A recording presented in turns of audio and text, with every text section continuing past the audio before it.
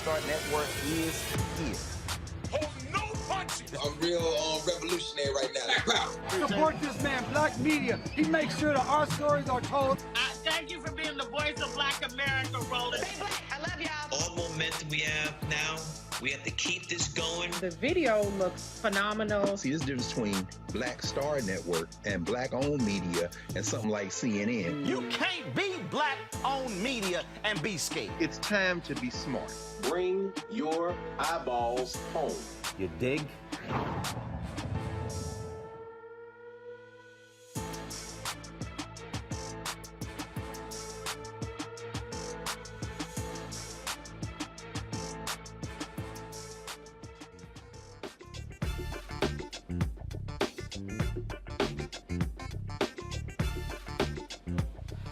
Today is Tuesday, April 12, 2022. Coming up on Roland Martin Unfiltered, streaming live on the Black Star Network. The Black Lieutenant Governor of New York State has resigned in disgrace. He was arrested today on corruption charges. We'll tell you about what took place to now former Lieutenant Governor Brian Benjamin in New York State. Also on today's show, a white leader in Chicago says, you know what? We must deal with whiteness during Lent. It's a conversation you don't want to miss. We'll talk with him on today's show. Also, the conflict in Ethiopia continues.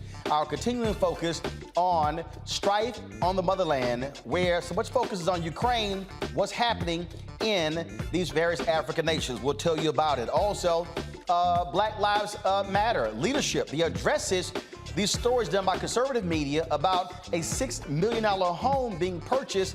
They explain why that home was purchased, and we'll hear from the former leader and the co-founder of the movement, Patrisse Cullors. You don't want to miss that. Also on today's marketplace, folks, 2 Black women have created their own rum. That's right. They'll join us on the show as well. Lots to break down, lots to talk about. It's time to bring the funk on Roland Martin Unfiltered on the Black Star Network. Let's go. He's got it. Whatever the miss, he's on it. Whatever it is, he's got the scoop, the fact, the find. And when it breaks, he's right on time and it's rolling. Best believe he's knowing. Putting it down from sports to news to politics. With entertainment just for kicks, he's rolling. It's on go, roll, roll, y'all. It's Roland Martin, yeah. Rolling with Roland now. He's funk, he's fresh, he's real, the best, you know he's Roland Martin now.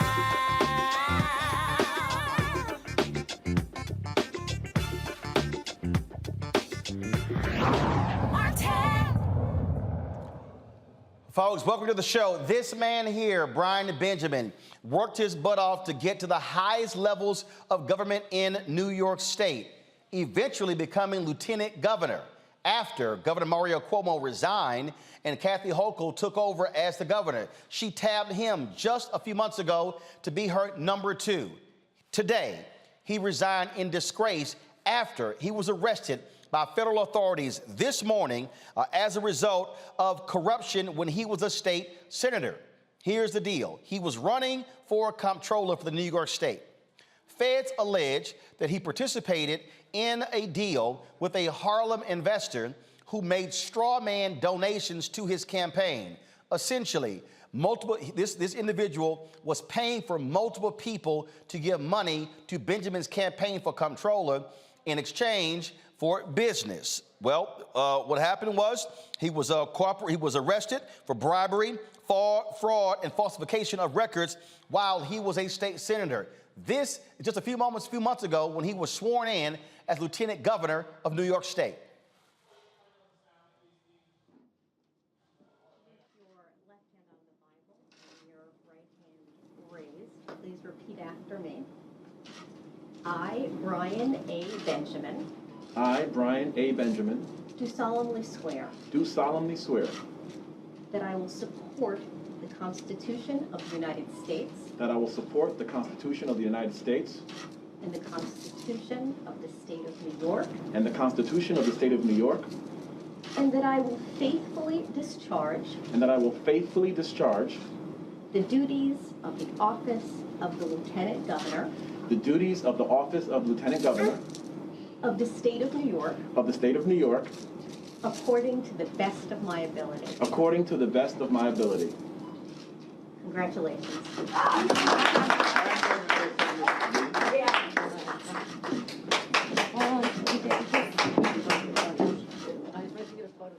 Well, folks, that was in September when that took place. He now has resigned. Of course, he appeared today in a federal courtroom where he was notified in a rain of the charges. Again, Brian Benjamin, Lieutenant Governor of New York State, has resigned as a result of being arrested today on federal bribery charges, also steering state funds to a group controlled by a real estate investor developer who also was a donor to his campaign. I want to bring up my panel right now. Glad to have them here. Dr. Mustafa Santiago Ali, former senior advisor for environmental justice for the EPA. Teresa Lundy, principal founder of TML Communications. Lauren Victoria Burke, writer for the NNPA and the GRIA. Lauren, I want to start with you.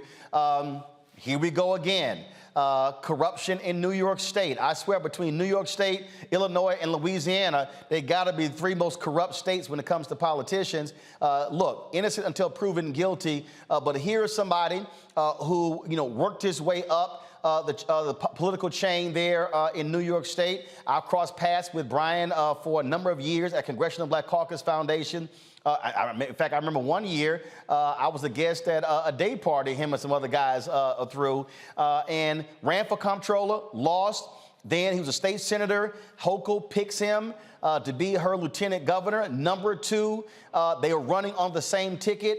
Unfortunately, because even though he got arrested and he's now resigned, his name is still going to appear on the ballot come June when they have the primary, and it's very possible that Hochul could have as her lieutenant governor on the Democratic side someone who doesn't like her.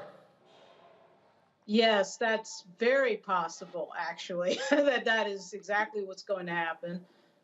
This, I think, was a huge surprise to a lot of people. There was an awareness that there was an investigation going on, and there was the news that he was cooperating with that investigation. So I think it is surprising to see headlines that he's been arrested. I mean, usually in these cases, particularly white-collar cases, people turn themselves in a quiet way.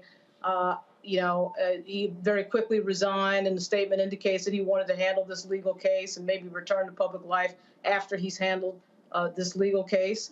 I'm a big believer in seeing the evidence, no matter what anybody says. Damian Williams in New York is a new prosecutor. This doesn't mean he's not competent. But, we have seen cases before that were, big media and it blew up and so-and-so is getting arrested and this is happening and that's happening. And then later on, when the evidence comes out, it's not what people said it was. I'm not implying that this is the case in this case. I'm just a big believer in seeing exactly what's going on. And I understand that there was a $50,000 grant of some type involved. The first thing, I can't deny it, the first thing I thought of when I saw this in the news this morning was, wow, why isn't Donald Trump getting this type of treatment? It seems like in New York, there's plenty of investigations, certainly of the former governor, Andrew Cuomo, and now the lieutenant governor, Mr. Benjamin. But somehow the Trump crime family somehow never gets this treatment, or at least hasn't gotten it yet. I know that that's not over yet, but we'll see what happens, and we'll see what the details are in this case as we move forward. Teresa, of course, Philadelphia had to deal with something similar. The former DA resigned. You also had former Congressman Shaka Fatah, who went to federal prison as well. Look, black politicians, we said all the time, hey, you better double check everything, cross every T, dot every I, because there's a target on your back.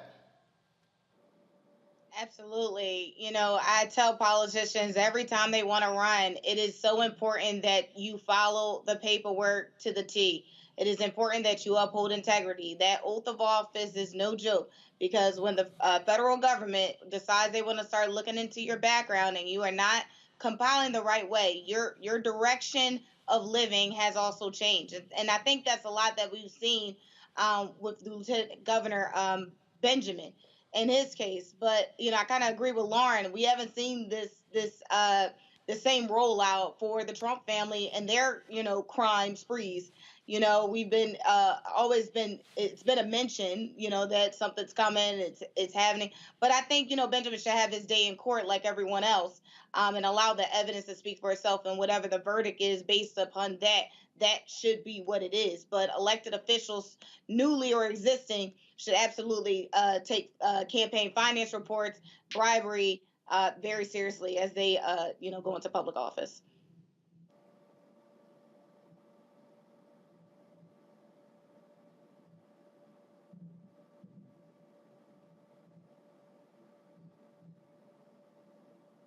Now we're good. Mustafa, we see it all the time. The people who are, again, running for office, you got to be very careful when it comes to those folks who are donating to campaigns. Yeah, you got to pay attention. You got to dot all the I's, cross all the T's. If you're a person of color, especially an African-American person in politics, the spotlight is on you. You have to be above reproach, first and foremost. But you also know that you can't make any mistakes. So, as you said, innocent until proven guilty. So let's hope that the charges that are brought against this brother, don't have merit or weight. But, for them to come at him like they have, that must mean that they feel pretty confident in the case, at least initially. So we'll just watch how it plays out.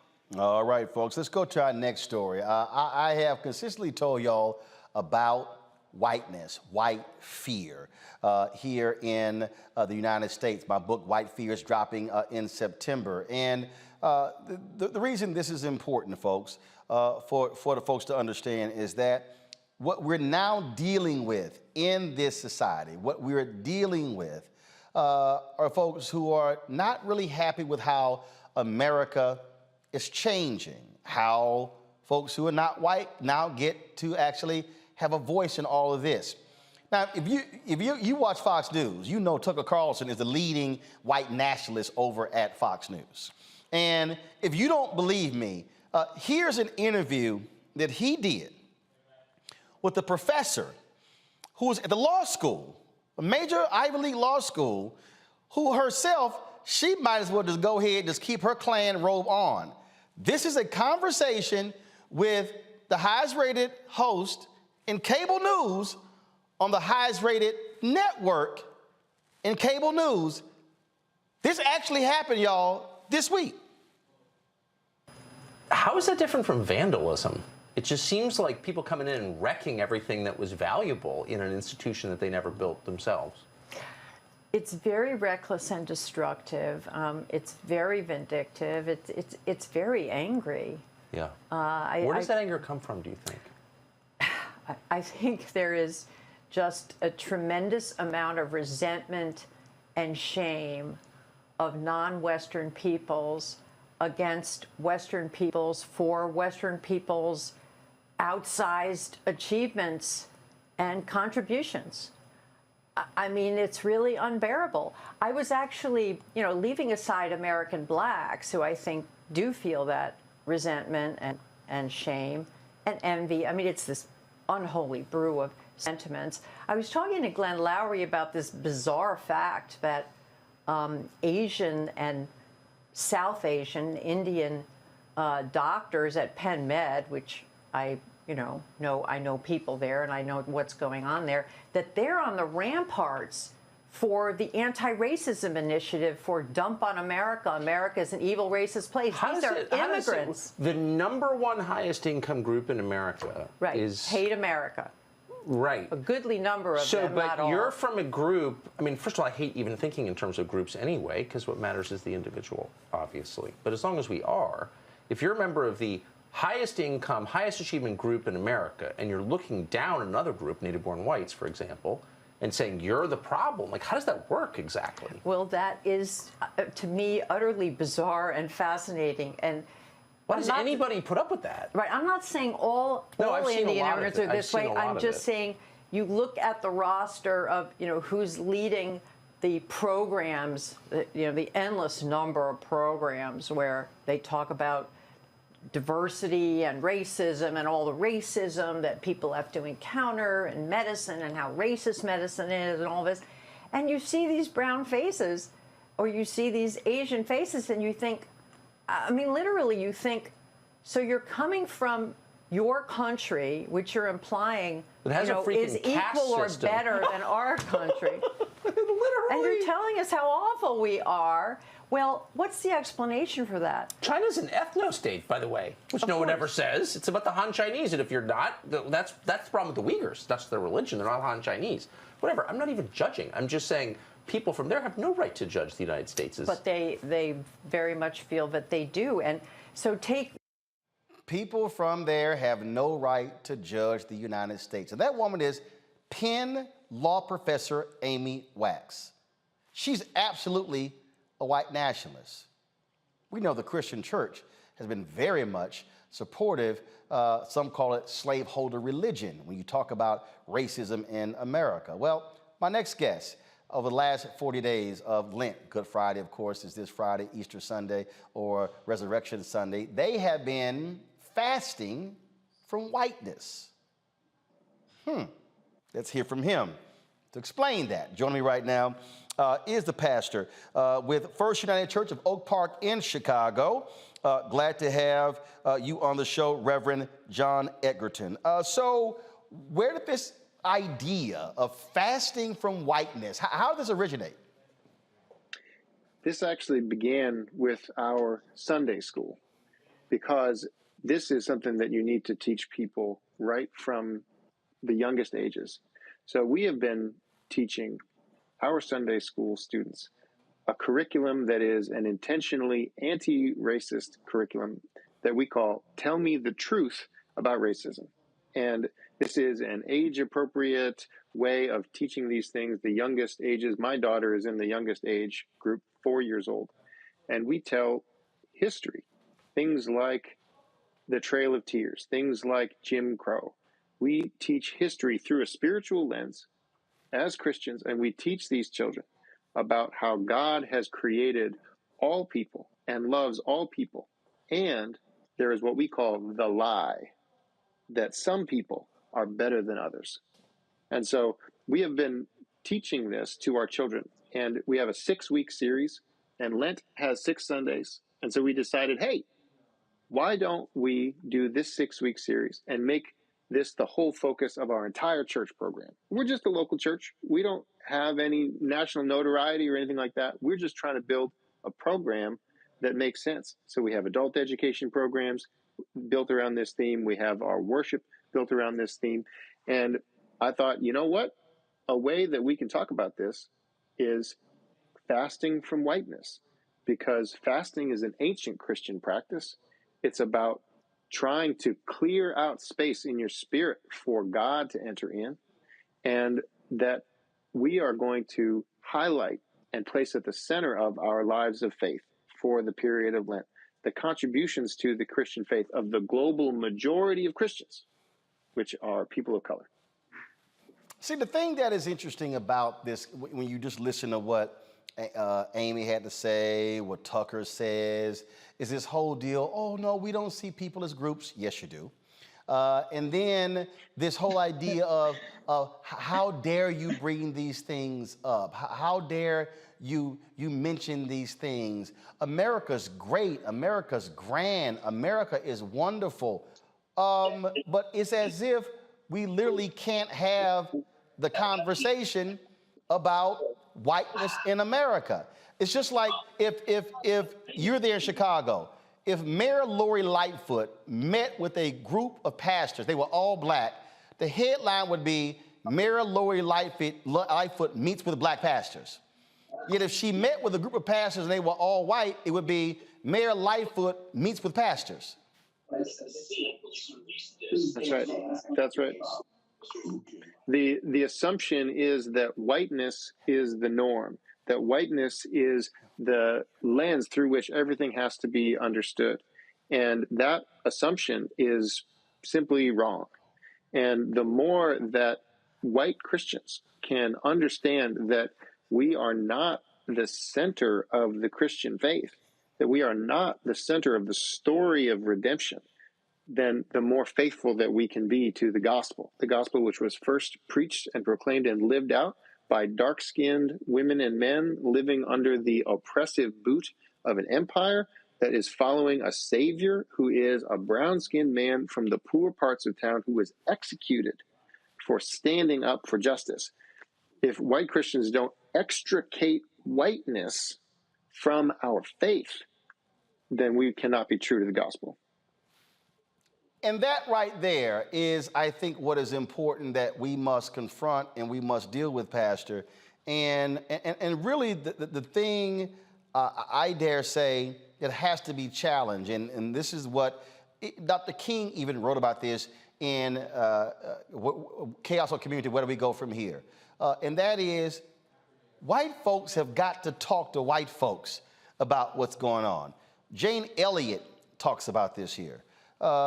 Tim Wise talks about this here. When Bill Hybels and Pastor Bill Hybels and Reverend James Meeks, when they actually traded youth choirs and congregations, they said the Christian church has to confront its focus on whiteness and trying to run away from it, trying to act like it doesn't exist, trying to say, oh my God, I didn't do these bad things, so therefore I have nothing to do with this. But if you still are supportive of a system, and yes, a system that still emphasizes and reacts to the power of whiteness, you are still a part of the same problem. That's right. That's right. I may not personally have built this whole system, but I benefit from it. And so I am in a position where my responsibility as a Christian, my ethical responsibility as a Christian, is to dismantle those kinds of systems. So I'm it makes me think of the prophet Amos, who looks up and God takes a plumb line and holds it up to the wall. And the plumb line shows something here is not right. Something here is crooked. It needs to be straightened.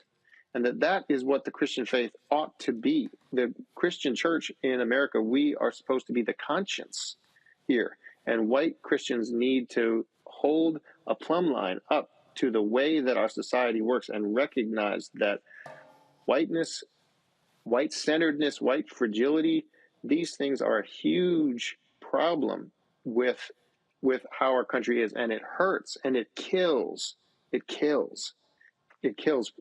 Black and brown people. The other day, there was a conversation that took place on MSNBC with Joe Scarborough, and I'm trying to find it right now, where Joe Scarborough was talking about how, that whiteness is running amok, or wokeness is running amok on white Democrats, and it's a problem, and that blacks and others are very conservative, and this is causing a big problem. First of all, part of the issue here is how, let's just be honest, how a lot of white folks are using the word woke as a replacement for the N-word or other words, and how now all of a sudden wokeness is becoming a negative. It's now becoming bad. It's becoming horrible, because those are the same folk who don't actually want to deal with the reality of whiteness, so therefore they complain about wokeness. Mm-hmm. Yeah, I thought maybe he'd said whiteness at the beginning and told on himself. So yes, I think it's that this is absolutely a problem. There's so many people who have sent us these messages, these ill-informed and vulgar kinds of messages, and they're using that language of wokeness. We have some people saying, woke churches should be culled from society and other kinds of things. We've received thousands of harassing messages. We've also received amazing support from the church, and the way that this term has become a cudgel that is to be used to silence people, even for raising issues. We're just a local church that put up a little banner on our little lawn that said, we're going to not have whiteness at the center of our church this Lent. And this is the reaction. It's so outsized that we must have touched on a nerve here. And that the use of that word wokeness as a cudgel, it's absolutely a part of how this whole script works right now. In fact, I just pulled this up, so I'm going to play this here, guys. So Joe Scarborough just recently tweeted this, where President Barack Obama a couple of years ago was talking about political wokeness. And I just want people to understand, again, the game that's being played, and that's also why your church is being attacked. So, folks, listen to this. This idea of purity and you're never compromised and you're always politically woke and all that stuff, you should get over that quickly. The world is messy. There are ambiguities. Yep. People who do really good stuff have flaws. Right. People who you are fighting may love their kids. And, you know, share certain things with you. And I think that one danger I see among young people, particularly on college campuses, Malia and I talk about this. Yara goes to school with my daughter. But I do get a sense sometimes now among certain young people, and this is accelerated by social media, there is this sense sometimes of the way of me making change is to be as judgmental as possible about other people. And that's enough. Like if I tweet or hashtag about how you didn't do something right or used the wrong verb, or then I can sit back and feel pretty good about myself. Because, man, you see how woke I was? I called you out. Let me get on TV. So Pastor, I just want to unpack that a little bit. I get the point the president is trying to make there, but I find it problematic. And the reason I find it problematic is because I think politically what happens is, I mean, I hear what he's saying. People, oh, look, we have disagreements, and there are people, they've got children, and there are other things that we do well. But when I think about John Brown was very clear. Slavery is wrong. I'm not about to compromise on this issue. And the reason I would disagree with President Obama on that one, because I think at some point, you cannot make excuses. You cannot allow yourself to be a participant in someone else's BS without calling them on it. Because, you know, I think about just the other day when Mitch McConnell was being interviewed by the reporter with Axios, and he was asked the question about moral red lines. And Pastor, this is what I find to be interesting. I'm going to play some of this because, in fact, you know what, I was going to play the second, it was about three, it was a little long.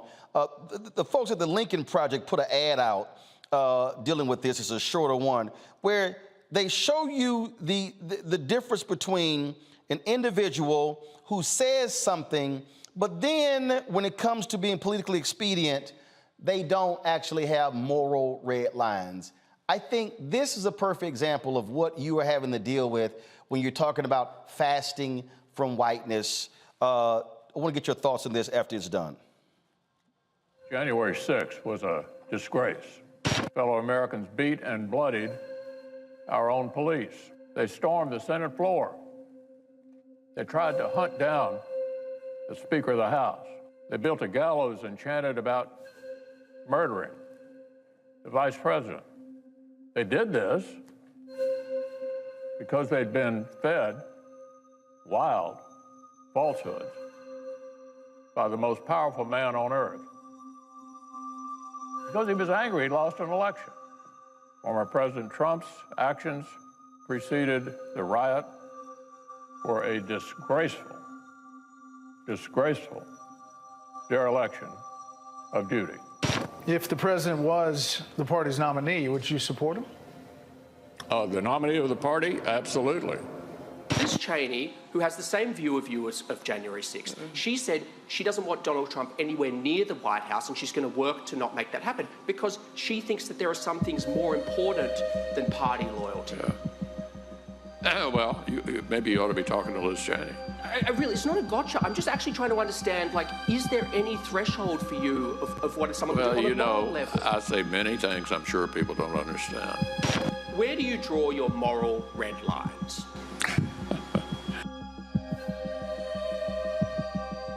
Pastor, that right there to me is the point. What you're laying out is you're drawing a moral red line.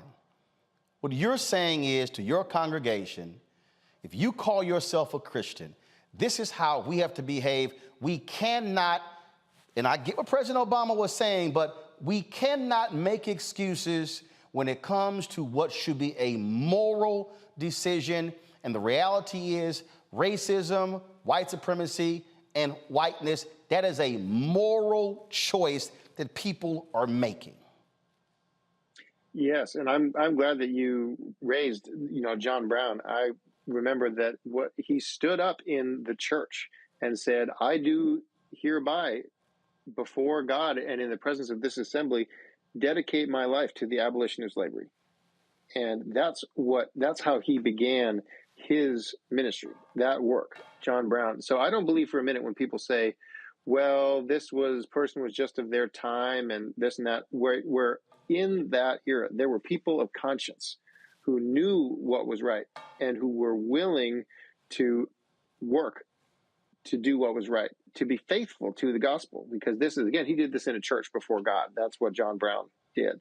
And so to me, this absolutely is a question of Christian ethics, of Christian morals, but also if as white Christians, when we put ourselves out of the center, what we find is the unbelievable and beautiful spirit-filled contributions. We have had some of the best church in Lent. We have sung every week a group called Amen Siyakudu Misa, which is an amazing freedom song by Stephen Cuthbert Molefe, who's South African of Sotho descent.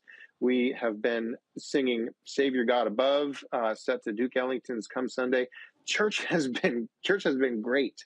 That's the thing about morality, is that when you live after God's law, when you follow righteousness as God talks about it, when you serve justice, this is when you find that that great blessings come. So moral, yes, you need to have not only moral red lines, but you should be in the moral middle of the road. Absolutely, that's part of being Christian. Pastor John Edgerton, we certainly appreciate it. You have been getting phone calls and emails, but I'll say this here: if you're a Christian and nobody's mad at you, you're probably not doing something right. That's right. That's right. And with the devil been kicking my butt as hard as he had this week, I can't wait till Resurrection Sunday. All right, then. We certainly appreciate you joining us here in Roland Martin Unfiltered. Thank you. All right, thanks a bunch. Teresa, I want to start with you because this really is a fundamental issue that folk don't want to confront. And I know some people, I see y'all comments in the chat, come on, Roland, I mean, you know what President Obama, no. You can't, if America says we will not negotiate with terrorists, I'm sorry. I'm not going to sit here and play games with white domestic terrorists. I'm not going to play games with bigots. I'm not going to sit here and, well, we come from different backgrounds and people have children. We simply disagree. No, you got to call some stuff out for what it is. Yeah, and I think that's what the move of reform, the move of equality for all actually means here in this country. So if we don't call out the things that are still keeping us down, then we are still going to have these continued issues. We can't see any economic growth. We can't see any generational wealth. So there's so many issues because we keep coming back to the same discussion of, white people are, not the, I do think, let me just kind of go back a little bit. I think that conversation just had me think a little bit about some of the discussions I've been having with, some of my white friends about the situation. And I think part of it is, I think they're having conversations within their own selves about, am I racist, but is it still necessary to keep talking about it, like some of the past issues in this way? And I think the answer is yes, but also it's a path to change thyself. So I think just a lot of times people are just not seeing what that pathway actually looks like. And so we're still at this stuck place where, when we put up a sign that says fast from whiteness, it's taken in a derogatory way versus taking it as, hey, let's fast from being hateful. Let's fast from being derogatory. Let's fast from not giving someone else an equal opportunity to be in the position that I am.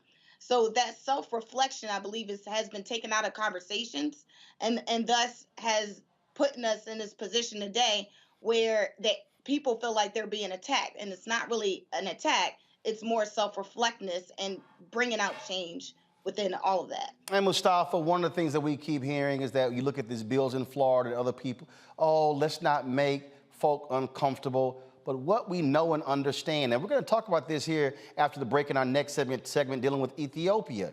You cannot make changes to any situation unless you make some folk uncomfortable.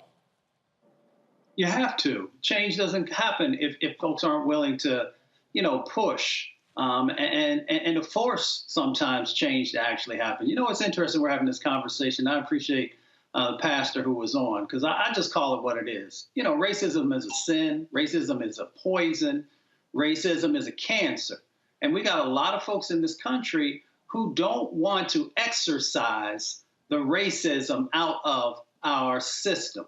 And because they don't want to do that, they don't want to have that exorcism, then, they can then justify, well, it was a part of the past. And it's not as bad as it once was. If I have cancer, it doesn't matter if my cancer is stage 4 or stage 3. Yeah, I might die a little faster from stage 4, but eventually it's going to turn into that if I don't address it.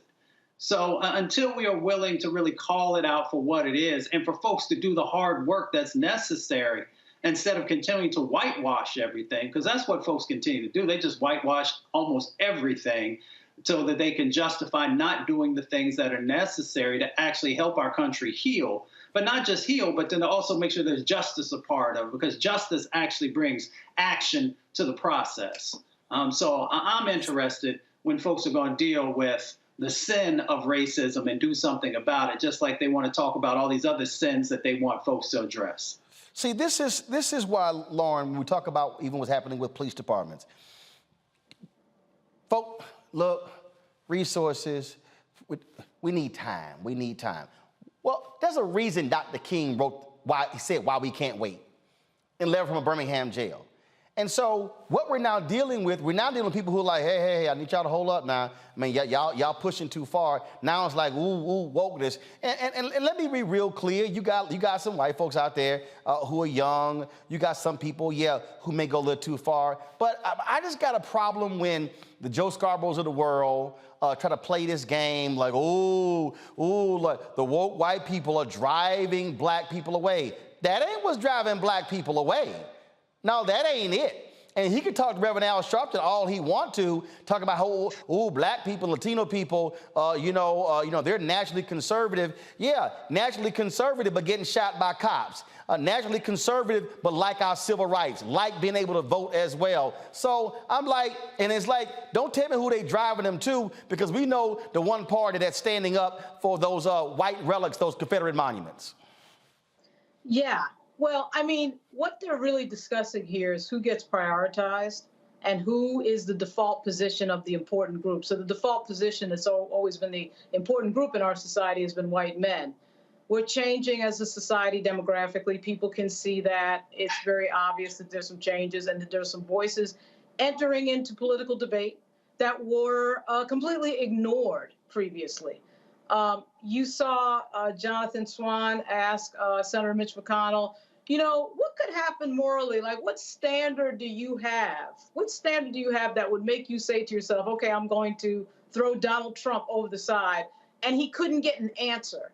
You know, that's, I think, the difference between Senator McConnell and President Obama. President Obama is not talking about, you know, things like slam dunks, like white supremacy being some sort of moral hazy thing. President Obama is talking about the fact that increasingly we live in a culture where people think that tweeting is activism, being outraged is somehow activism or action. And we know that it's not. It takes a lot more to change society, and you can't do it from your Twitter account.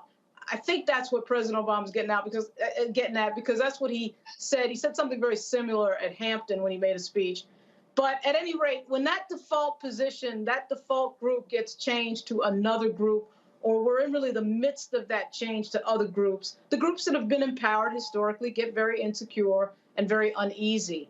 And that is what we are seeing in real time in the era that we live in right now. Indeed. All right, folks, got to go to a break. We come back. We're going to talk about the conflict happening in Ethiopia. It's not getting the attention from mainstream media.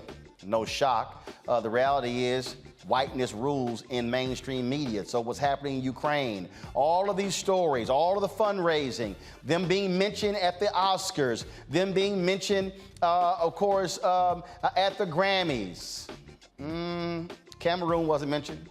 South Sudan wasn't mentioned. Ethiopia wasn't mentioned. You would think the largest continent, the youngest continent, folks would actually care about atrocities happening there. Where we do, we'll be discussing that next. YouTube folks and Facebook folks, hit the like button. We should easily have more than 1,000 likes on both of those platforms right now. Hit the like button right now. Also, download the Black Star Network app. Our goal is to get 50,000 downloads by May 1st. Android phone, Apple phone, Android TV, Apple TV, Roku, Amazon Fire, Samsung TV, Xbox One. Also, join our Bring the Funk fan club. Every dollar you give goes to support this show. P.O. Box 57196, Washington, D.C. 20037. Cash App, $RM Unfiltered. PayPal is R Martin Unfiltered. Venmo is RM Unfiltered. Zelle, Roland at RolandSMartin.com, Roland at RolandMartinUnfiltered.com. You don't want to miss the next conversation. We're talking about, again, conflicts in Ethiopia. It's an important one. We'll have it next. You're watching Roland Martin Unfiltered right here on the Black-owned Black Star Network.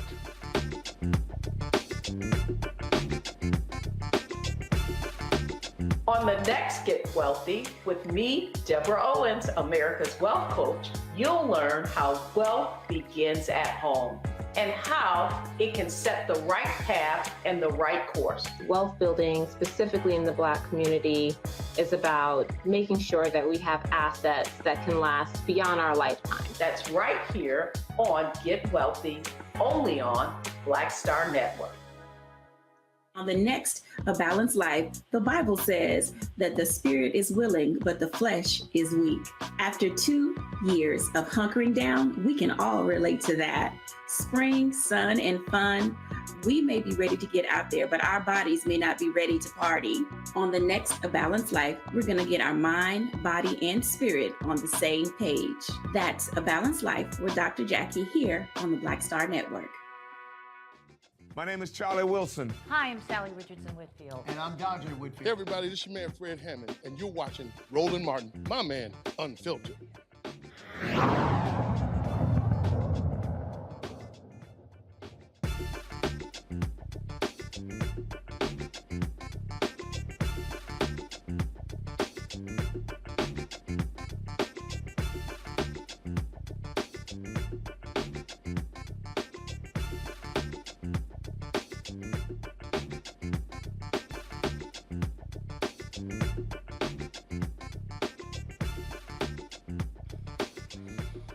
Folks, so much attention has been paid to what's happening in Ukraine as a result of Russia invading that nation. We've heard all kinds of stories about atrocities taking place, families finding loved ones murdered, all kinds of shocking and devastating things.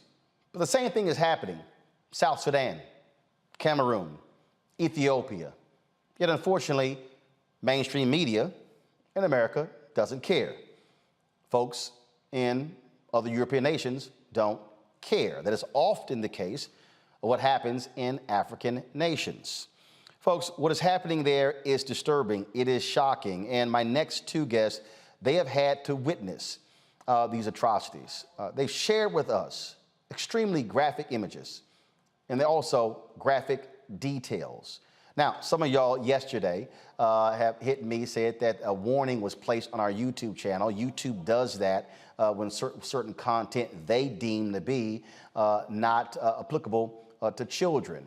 We had that happen with police brutality video. So apparently the video that we showed yesterday of the protester being pushed to the ground and then hitting his head and bleeding, YouTube made the determination. I would not be shocked if YouTube does the exact same thing, what we're going to be showing you here. And so just understand that. So if y'all start seeing all of a sudden you must sign in to admit you're an adult, well, understand why YouTube does that. Folks, a new report from the Human Rights Watch and Amnesty International reveals widespread abuses against civilians in the western part of Ethiopia's embattled Tigray region amount to war crimes and crimes against humanity. The report claims that security officials and civilian authorities have perpetrated crimes in the neighboring Amhara region. The report found abuse is part of a widespread and systemic attack against civilian population that amounts to crimes against humanity as well as war crimes. However, Sheba Takesta, a Push Start Media, says there's more to the story. She joins us now from the capital of Ethiopia, Addis Ababa. Jamal Countess, a freelance photojournalist, was with her on her latest mission. He also joins us from D.C. Glad to have both of you with us. Sheba, I've been following your reports on social media. That's why I first learned about you, and I said, definitely, let's get you on the show. And I certainly appreciate that. And Jamal, you also tweeted me about your work there, and so I said, let's get him on as well. So Sheba, tell us, give people a sense of what you have seen, what is going on, and how are we even at this point of this conflict happening, and how shameful it is it's not getting necessary attention by Western media. Well, Roland, first, thank you so much for giving me an opportunity to get on your platform to talk about this, because as you said, we don't really almost ever get any attention when we have the truth on our hands. So this conflict in Ethiopia has started November of 2020. The TPLF, which is an armed insurgency group, that was the previous regime and government that was in place for 27 years, has waged a war on the country. And the TPLF is known and has been labeled a terrorist group. They have now caused atrocities, massive destruction, looting, loss of life, and complete travesty in the nation for over a year and a half.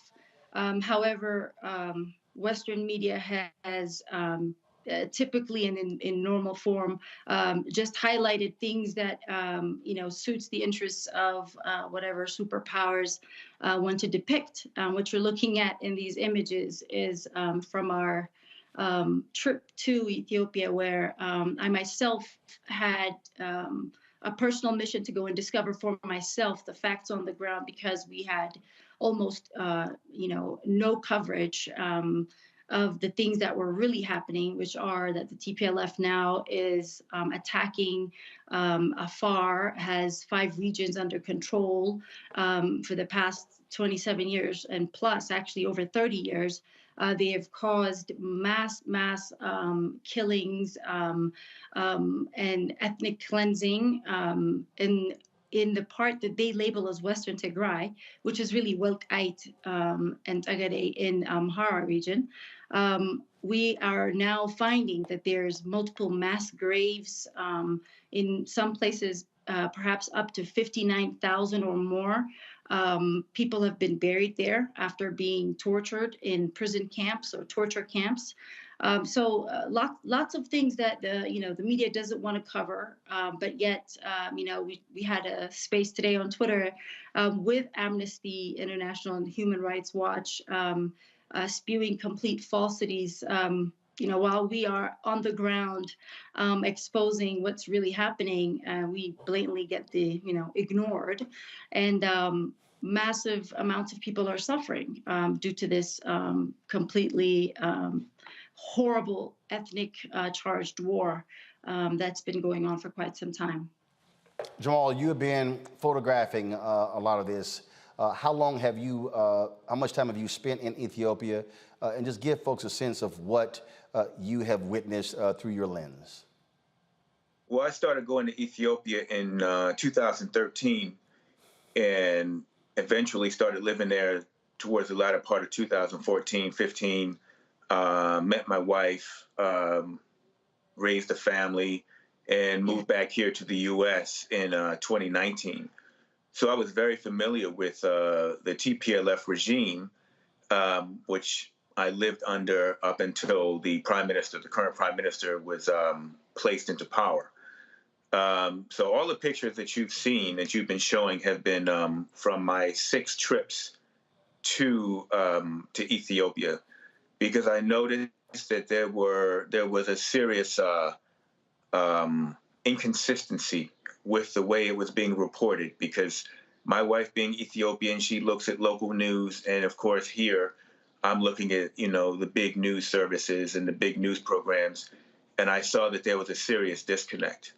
So, the TPLF was a longtime friend and ally of the U.S. going back to the Black Hawk Down days, and they basically became the watchdog over the Horn of Africa with the U.S. and the U.K.'s blessing, and actually the European powers' blessings.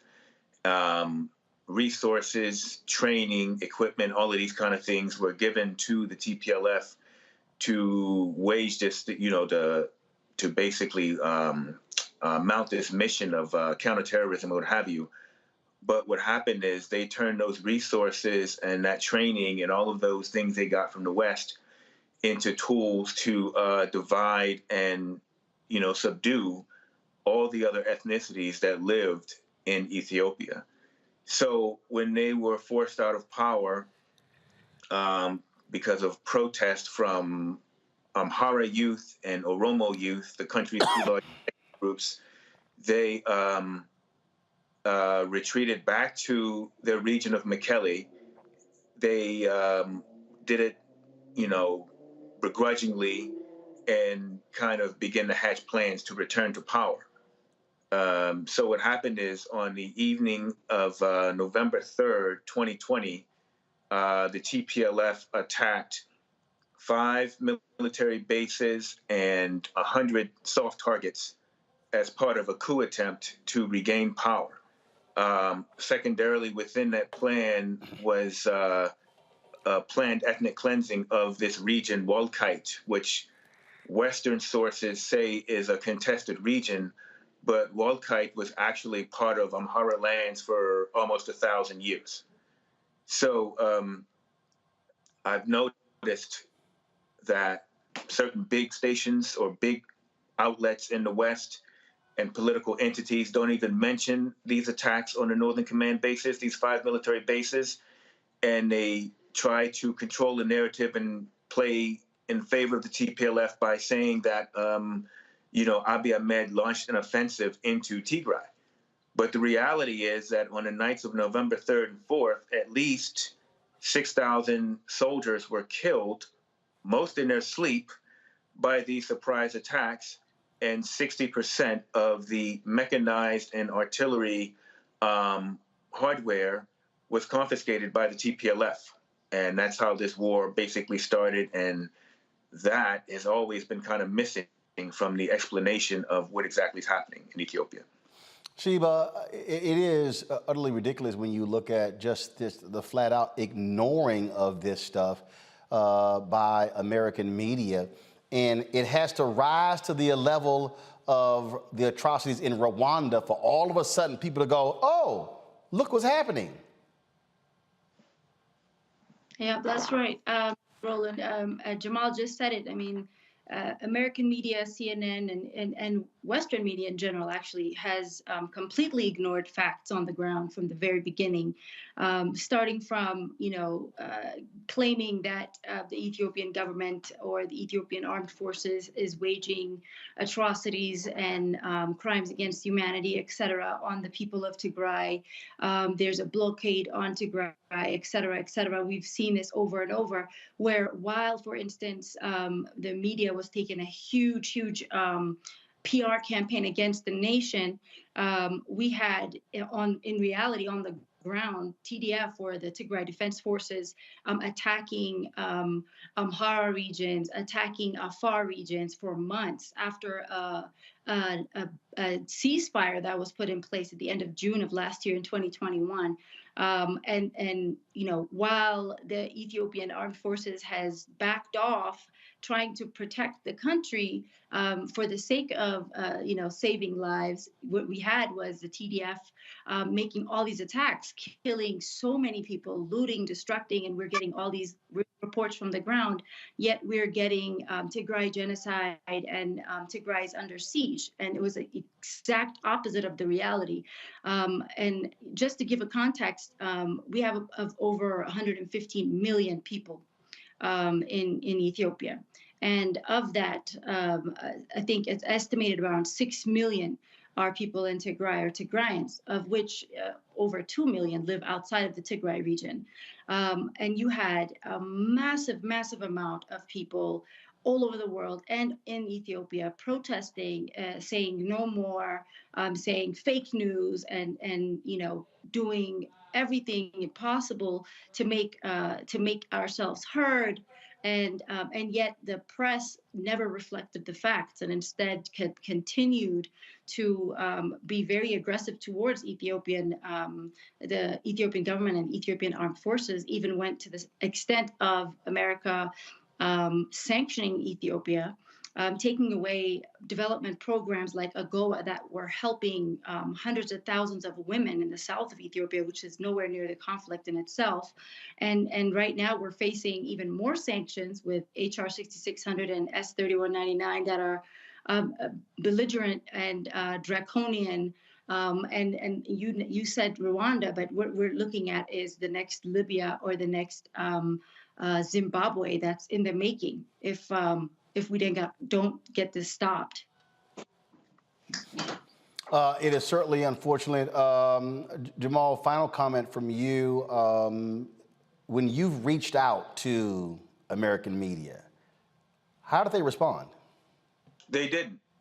I saw a report on CNN in mid-November of 2020, and I wrote an email, and I figured, we're in the same circles more or less, and we see the same producers, some of the same people. So I figured, okay, somebody would respond. And I wrote to CNN twice, nobody responded. I wrote to The Independent, nobody responded. I've had talks with my colleagues at some of the big wire services, and they've just gone unheeded. So I just decided to take the steps to, cover the story accurately and objectively without bias. Well, it is certainly unfortunate, the lack of media paying any attention. We certainly appreciate both of you giving us this update, letting us know what's going on there. And folks, please be sure to follow both of them on social media so you're getting an unfiltered view of what's happening there in Ethiopia. Sheba, Jamal, thanks a lot. Thanks for having me.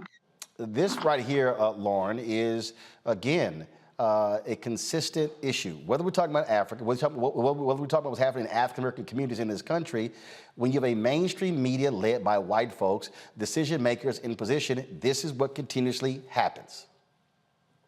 Right, sure. They care about what, you see with the Ukraine coverage, we're getting wall-to-wall Ukraine coverage. I often think that the coverage is really contingent on whether or not the people involved in the coverage look like the people who are covering it. And so much of the time in our media, those are white folks that really care only about other white folks. We see that too with when people go missing. We see that, in coverage decisions all the time with major American newspapers. It is a huge reason for why there is a big need for the Black press and why the Black press is a hugely important institution in this country, because there's certain stories that would never get covered and never get paid attention to.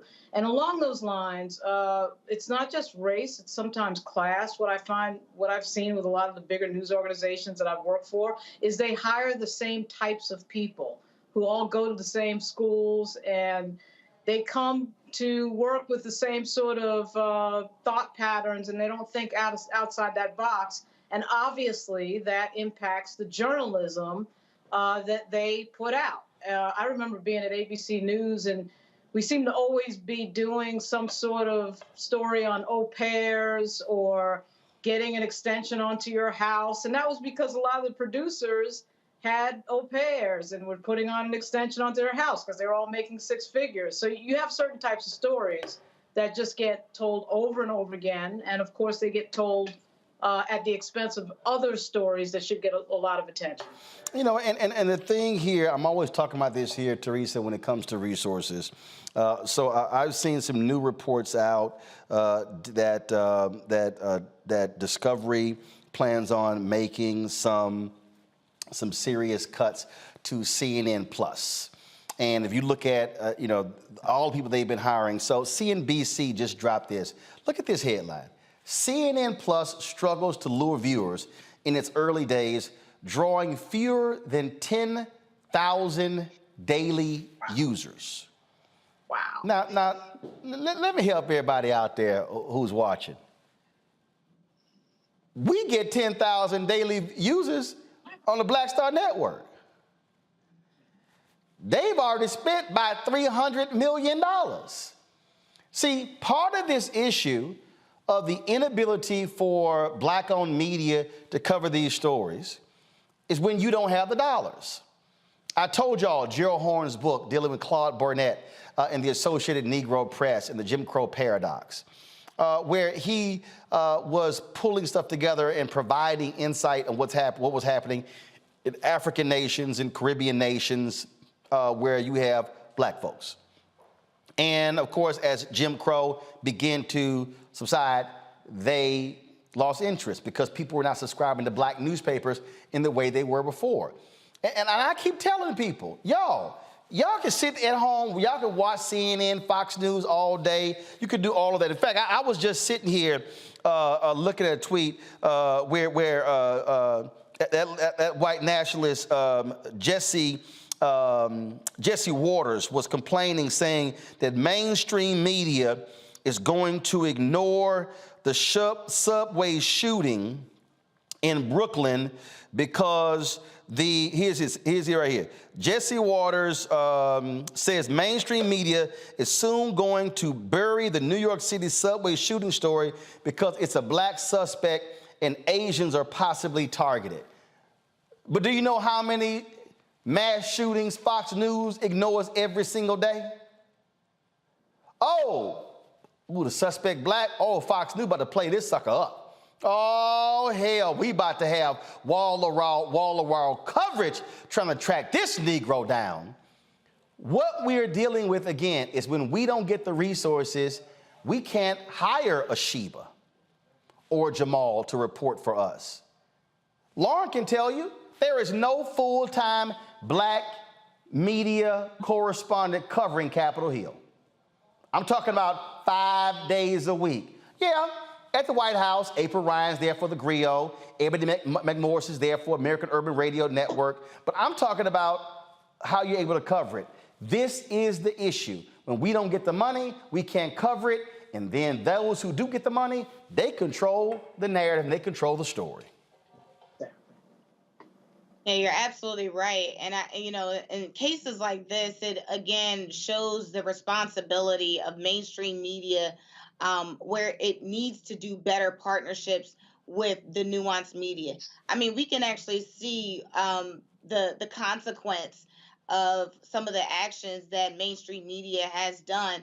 So, we can look at Newsmax. That's a new conservative station that is backed by millions of dollars. And the reason why Newsmax started their television program was because Fox News didn't want to keep being a ploy in some of their a lot of their conservative values. And it's just on a whole nother narrative. But that's another channel that is getting fully funded. And so they can tell whatever narrative. They can stop talking about Ukraine week after week, even though that crisis there is absolutely imperative. But when we want to talk about the stories that are happening here in America, happening to Black and brown people, happening where we need the funding in order to ask the right questions, to be in the room, we can't get the invitation. And so part of it, I'm actually taken back by that article, where they're like, oh, we're cutting CNN Plus because they don't have subscribers.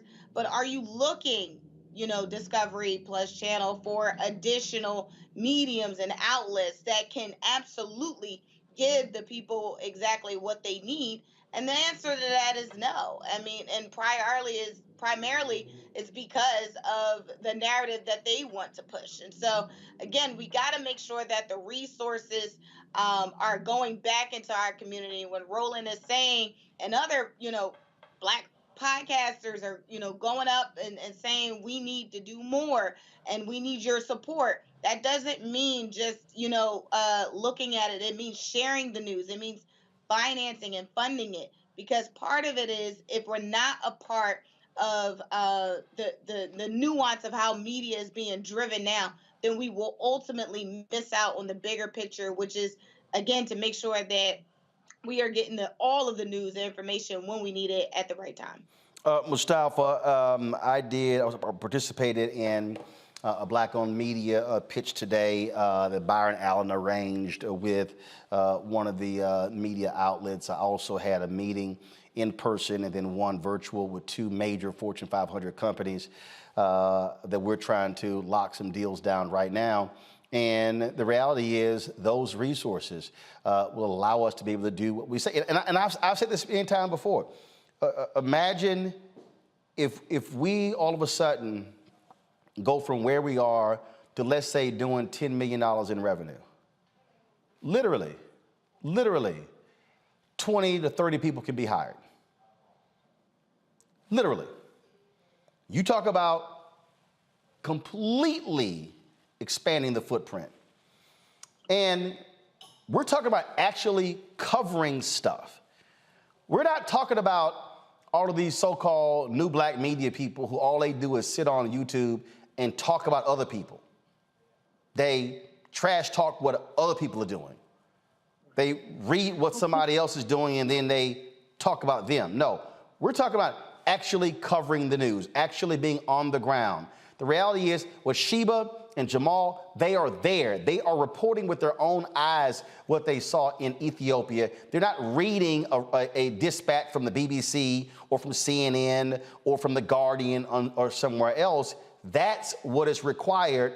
And I think what we have right now is we got way too many people, and let me just go ahead and say it, and I don't care if I'm stepping on toes. We got way too many fake people calling themselves Black media who cover nothing, who are not journalists, who do nothing but trash talk other people. And then you have Black media, Black-owned and Black-targeted outlets who focus on entertainment and sports and gossip. And we're literally laughing and gossiping ourselves to death when real things are happening. And then we go, well, I didn't know that was happening. Yeah, because you caught up in the gossip of who got married, who got divorced, who had a baby, who's screwing who left who walked out on who. That's why we don't cover the bullshit on my show, because there are things that are important to our people that somebody has to be able to cover. And these stories that's coming out of Africa are critically important. And you got to be able to tell these stories. And you got to be able to, again, own the platforms where you can give an unfiltered view as opposed to going through the prism of white media. Without a doubt. I mean, we got so many folks who do a bunch of the surface level reporting. And to be able to dive deep, you got to have the resources. So, if you had the $10 million, and it will come, but it's only going to come if we all continue to push and donate and hold other people accountable who should also be supporting.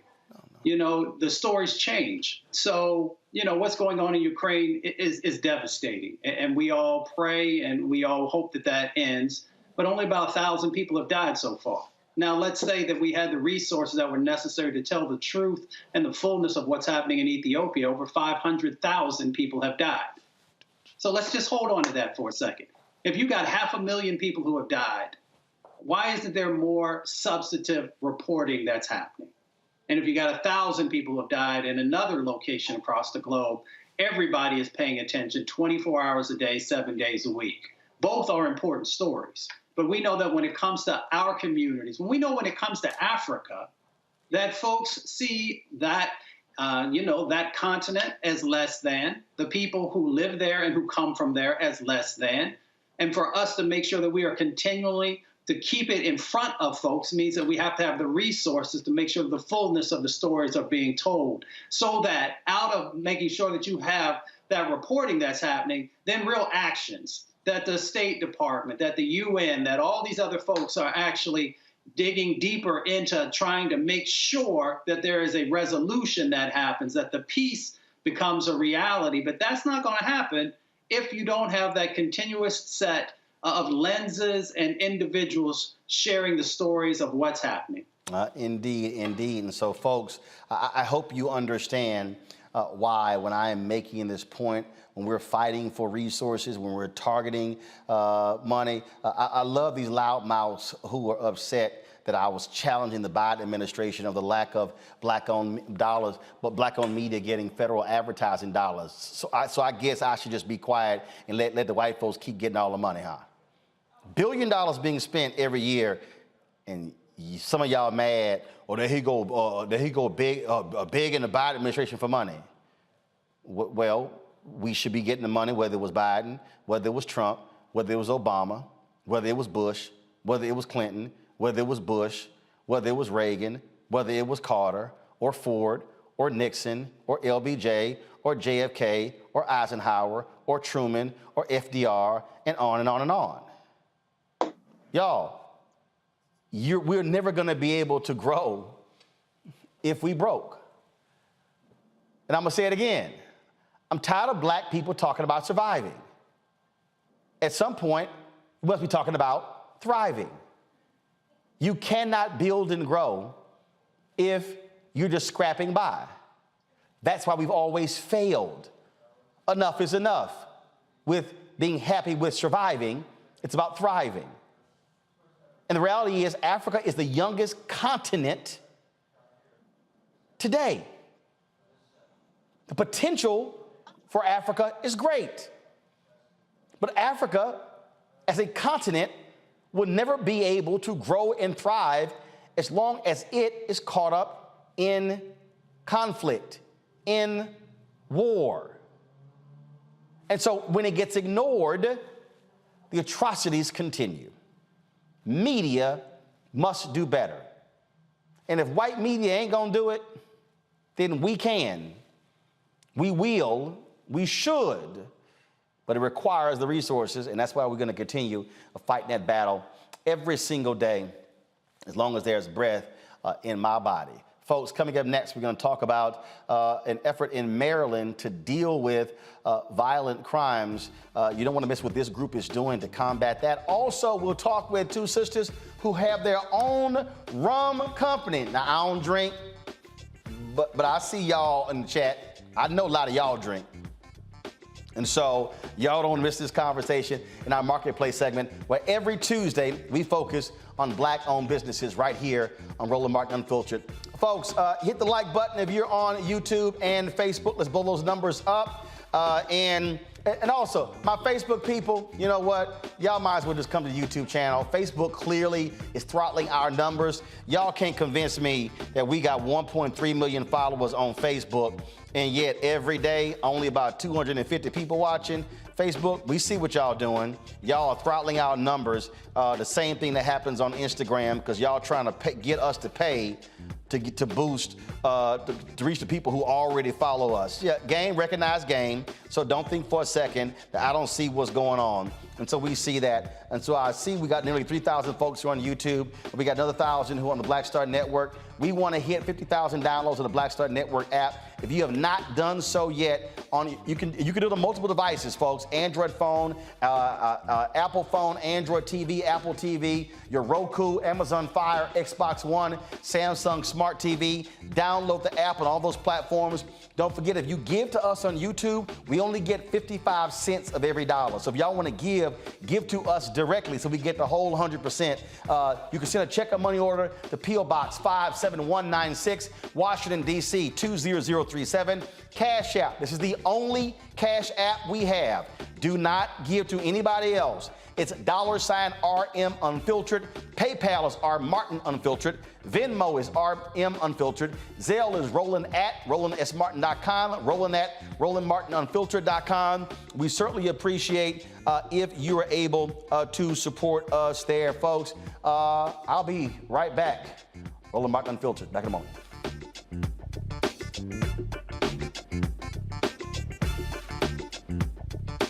When did you know that this is what I wanted to do? I think right after high school, because in high school I was in all the plays. Well, I was always funny, but I didn't know nobody would pay me for it, you know? And then I saw Eddie Murphy. This was like '84 when I saw Eddie Murphy. Eddie Murphy was the hottest thing in the whole wide world, not just comedy. But anyway, he saved Saturday Night Live. If he hadn't started that show would be gone. He had done 48 Hours, Trading Places, his first Beverly Hills Cop, could wear the hell out of a red leather suit, and he wasn't but 23 years old. He was rich enough to pee cream, and he got all that telling jokes. I said, shit, I've been funny my whole life. I didn't know people give you money like that, so I went and got some Red Fox albums. I went down to my mama's basement where I was living anyway, and I stood in that mirror and played them albums and them jokes until I could tell them like they was mad. Wow. And that started me doing jokes, and then I went and did comedy in the street. I was standing on State Street, tell jokes and pass my hat, and white folks would come up and just hand me money, and I liked it.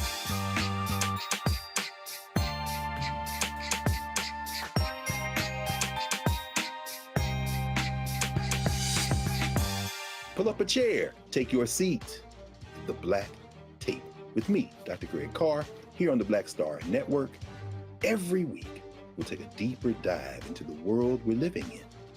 Join the conversation only on the Black Star Network. On the next A Balanced Life, the Bible says that the spirit is willing, but the flesh is weak. After 2 years of hunkering down, we can all relate to that. Spring, sun, and fun. We may be ready to get out there, but our bodies may not be ready to party. On the next A Balanced Life, we're going to get our mind, body, and spirit on the same page. That's A Balanced Life with Dr. Jackie here on the Black Star Network. Hi, I'm Eric Nolan. I'm Shantae Moore. Hi, my name is LaToya Luckett, and you're watching Roland Martin Unfiltered.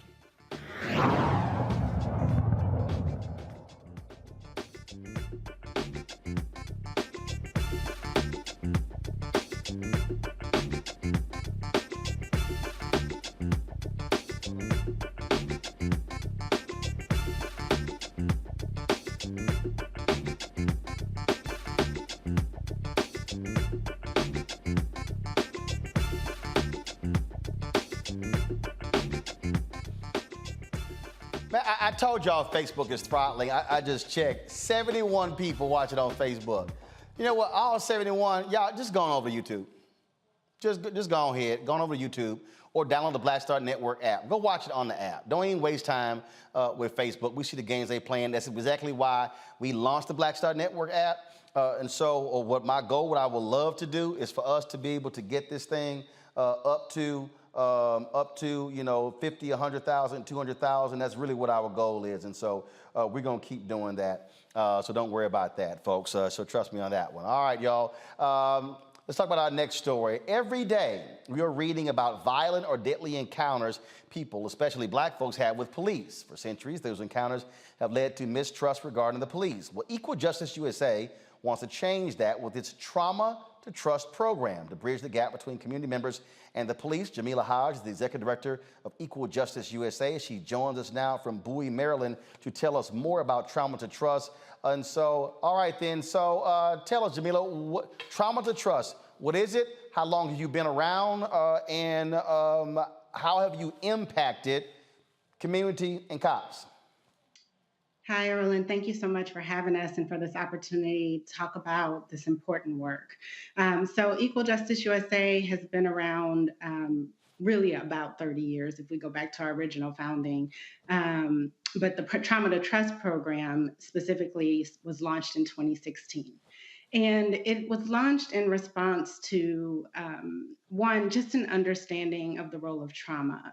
A big part of our work is really helping people understand that justice does not equal punishment. And unfortunately, in our country, we are obsessed with punishment. So when we talk about justice, often people, what they mean is punishment. And when we redefine justice for it to mean things like healing, repair, and safety, that requires us to deal with issues of trauma. And both understanding trauma, being trauma informed, and then understanding where we are as a country, probably more divided than we've ever been across so many levels, but particularly after the uprisings in 2020, the tragic murder of George Floyd, the separations we're seeing between police and community. And so this program is really important to helping heal some of that divide. What it is 16 hours of training that police officers do with community members. And they all are sitting together in a space learning about trauma. Well, in understanding both what personal, individual trauma looks like, what historical, intergenerational trauma looks like, it allows for sharing space and conversations and stories about how trauma has shown up in our own lives. And in seeing that happen and having that space together, what we see every time we host these trainings is an opportunity for people to see each other beyond a police uniform, and for police beyond community who don't trust us, who are out to get us, who don't, just think we're the enemy, that instead seeing each other as human beings and realizing there's, particularly where we do this in Newark, usually a whole lot more in common than there is that separates us, especially since a number of the police officers in Newark are from Newark and grew up in Newark. And so, are from the same neighborhoods. So it really creates this opening in space where people can see each other. And we've seen just some powerful moments of healing that come from it. All right, so what happens though in these 16 hours? I mean, so what are the conversations? What is going on to create these moments? So we have some amazing facilitators who come in. So there are a couple of things I think that are important, right? Like it's when you are trying to create space where people can share and actually get to know each other, I think many people would agree food can be really key to that. So one I think important, probably unrecognized ingredient to Trauma to Trust is really good food that we get from local restaurants there in Newark. But we start with, some of the same kind of centering exercises. So we're going to open, with, going around sharing something about yourself. And I know when I sat in on the training myself, I wanted it to be clear, I'm not sitting here today as the executive director of Equal Justice USA. I think this conversation is so important. So I told them, I'm showing up today as someone who worked in the system as a prosecutor, who has a father who was the victim of a violent robbery, who has a brother who had been incarcerated for a period of time. I'm showing up with wearing all of those hats, not just as the executive director of Equal Justice USA, and having people be able to, even from the very beginning, show up as themselves. And then we go through a series, some of them are videos, to learn literally what does trauma mean? What does historical trauma look like? And then it leads to conversation. So when we're talking about historical trauma, and particularly what Black people have faced in this country, when we begin to have conversations about, for instance, the legacy of policing, that the legacy of policing comes from slave patrols, then it creates some understanding that when a police car rolls up on the block and people are, instead of feeling welcoming, feel instead occupied and nervous and scared, that there's history behind that. So creating the space for those conversations. And then, yes, we break, we eat together, and then we come back for more conversation. And then we separate it over 2 days so that the first day, almost always is a little bit more distant. Officers sort of sit on one side, community members sit on the other side. We share that learning and the meal and some time together. And then what we find is when we come back a couple days later for the second session, you see more mixing. People have now had conversations. And so the officers aren't all in one group on one side of the table. We're more interspersed. Questions from our panel. First up, I'll go to you, Mustafa. Yes, well, first of all, thank you for the work that you're doing. You know, I'm curious about the violence reduction that you all focus on, and I appreciate the healing justice paradigm as well. What results have you seen in the locations that you are working in? Because we know that, you know, violence has been increasing, and there's a lot of attention on that and trying to find solutions and tools. Yes. So the place that we've done the most work is in Newark. And if we look at the results we're seeing in Newark, it's incredibly promising. When we talk about our violence reduction initiative, what we're talking about is creating a public safety ecosystem that does not rely solely on police. And there are many, so this is not a simple thing. It's very, I would say complex and complicated. And that's because one thing we have to understand is that what causes violence isn't simple. And so the answers to reducing violence aren't going to be simple. The drivers of violence are things like shame, isolation, poverty, exposure to violence. And it's why the answer when we're trying to reduce violence and so many people call for just more police isn't getting us to less violence. I think, unfortunately, what we see in New York happen today is a great example of that. New York's police department is one of the most well-funded police departments in the country with more than a $5 billion budget. And if you look at pensions and other things, it's actually closer to an $11 billion budget. But I'm digressing a little bit. So what we talk about is an ecosystem where you are bringing in community-based organizations. And really what's at the heart of this is understanding that the people closest to the problem are closest to the solutions and really should be closest to the power. And so how do we make that happen? So there are organizations who specifically serve survivors. There are organizations who specifically work with youth. There are organizations who are those credible messengers. So people who have been justice involved, they've been in the system, and they want to interact with the young person who is not making the best decisions and to help them understand what those consequences can look like.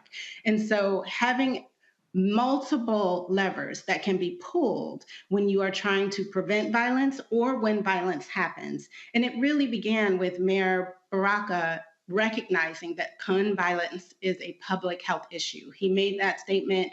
He had a vision for a different approach, and it's really been under his leadership. So we at Equal Justice USA, we basically help support this ecosystem. There's a public safety roundtable, which is an amazing space that's created every other week. We regularly have between 50 and 100 people show up. And we co-facilitate it with the Newark Community Street Team, which is a group of amazing outreach workers who are on the ground. It was started by Akila Sherrills, who did this work out in Los Angeles and was called by Mayor Baraka to come and bring this work to Newark. And we co-facilitate this space where the issues are addressed in real time. So if there's a particular issue that's happening on a corner, we get the stats from the police department. So they're at the table, and I want to name that. That's important. Police are at the table, but they don't control the space. It is a space that is community run, that is community led, and their voice and their information needs to be there because they are a significant part of how public safety is addressed. But the difference in Newark is they're not the only lever that is pulled for public safety. And so when you asked about results, when we saw in 2020, as we were in the midst of this global pandemic, coming out of uprisings, I think importantly, seeing more guns coming in across the country and such a spike that I think we're not talking about enough. In many cities across this country, we saw significant upticks, specifically in homicides, specifically in New York City, which is, not far from Newark. There was a 40% increase in homicides in 2020. There was no increase in Newark. And this increase was happening not just in Democrat-led cities, it was in Republican-led cities. It really didn't matter whether you were a law and order jurisdiction or a reform jurisdiction. We've seen this uptick in homicides, but not in Newark. And we believe a big part of that is because public safety isn't solely the lane of the police, and that there is this new approach that is really drawing on the incredible resource of the community. Let's see here. Teresa, your question. Yeah, thank you so much, one, for partnering and having this vision. There's a lot, as I'm listening to you guys and I'm gathering, if you were to come to Philadelphia, what is something that, in particular, because our gun violence has been on an all-time high, and I'm not sure that law enforcement is really working with some of the organizations like yours and some of the partner organizations to really meet their full potential of keeping public safety, but also mental health another priority. So is there any suggestion that you could probably even give our police department who may be looking or listening? Yeah, I mean, there are a couple things that come to mind right away. I probably want to underscore more than anything the importance of engaging the community and making it a grassroots effort. So it certainly is involving the police and getting their openness to being part of trainings, being part of conversations, being open to new approaches, but the power really lies in the people. And so it really begins with organizing the community in Philadelphia. And I know that's a place where a lot of reform has happened, and we've seen it in even in the election of your DA in Philly.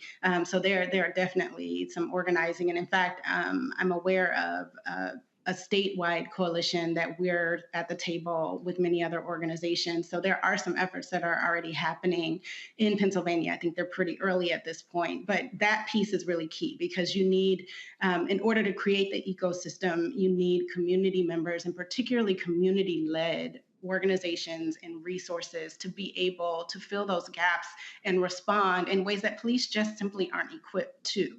And so a big part of that, of course, is then resources, right?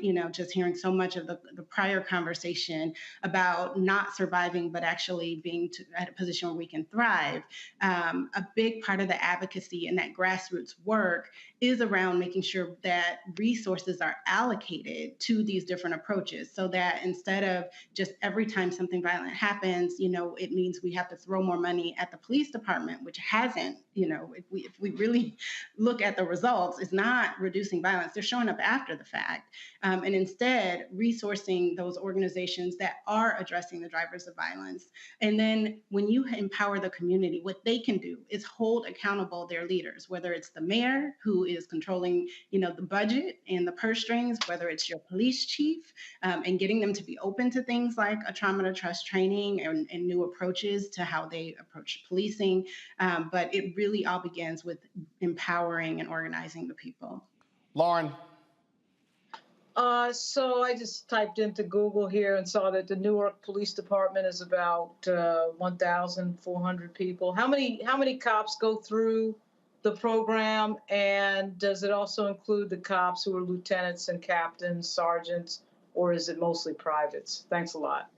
Yeah, no, that's a great question. We are getting close to almost 300. So I think the last number I saw was around 270 officers.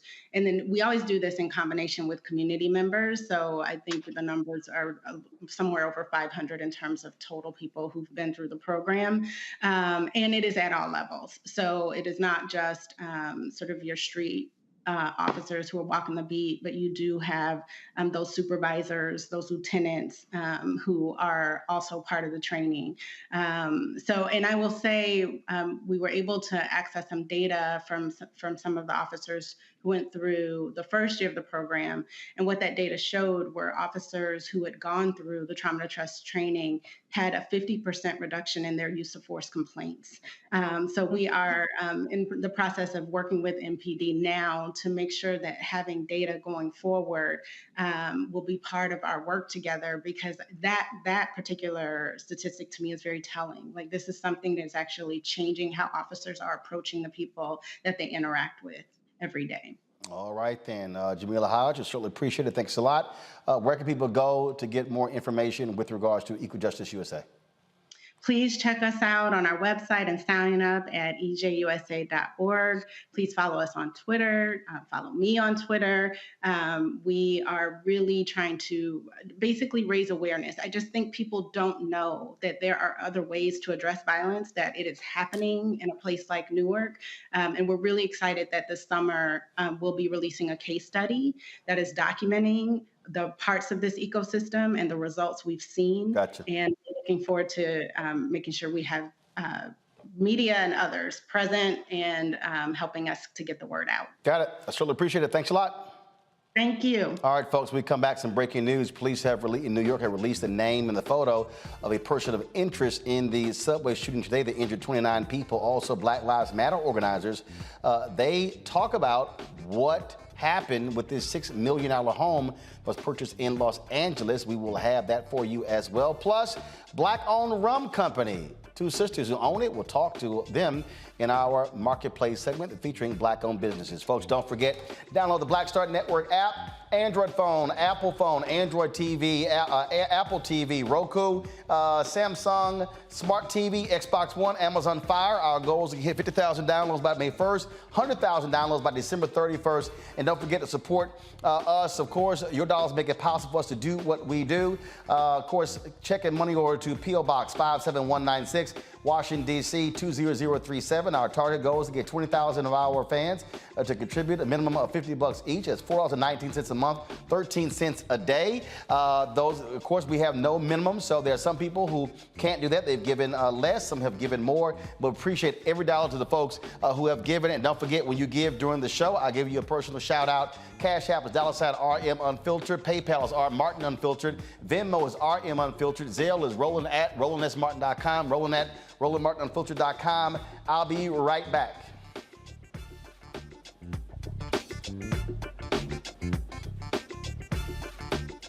On the next Get Wealthy with me, Deborah Owens, Y'all seeing the America's full Wealth tweet? Coach, you'll learn how wealth begins at home and how it can set the right my point is you're path seeing it and the framed right left and course. right. Wealth building, Got it. specifically in the up. Black community, is about making sure that just we one have bottle? assets that can last All right, beyond our Alex. lifetime. That's right. All right, let's do this here. I need to run move to the other side only on of the desk. Black Need this Star Washington Commanders box taken off. Pull up a chair, take your seat. Need that. Move to that The side Black over there. Tape with me, Dr. Greg Carr, here on the Black Star Network. How long is this break? Every week, we'll take a deeper dive into the world we're living in. Join the conversation. How long is the Black Lives Matter audio? Black Star Network. On the next A Balanced Life, the Bible says that the spirit is willing, but the flesh is weak. After 2 years of hunkering down, we can all relate to that. Spring, sun, and fun. We may be ready to get out there, but our bodies may not be ready to party. On the next A Balanced Life, we're going to get our mind, body, and spirit on the same page. That's A Balanced Life with Dr. Jackie here on the Black Star Network. We're all impacted by the culture, whether we know it or not. From politics to music and entertainment, it's a huge part of our lives, and we're going to talk about it every day right here on The Culture with me, Faraji Muhammad, only on the Black Star Network. I'm Chrisette Michelle. Hi, I'm Chaley Rose, and you're watching Roland Martin Unfiltered.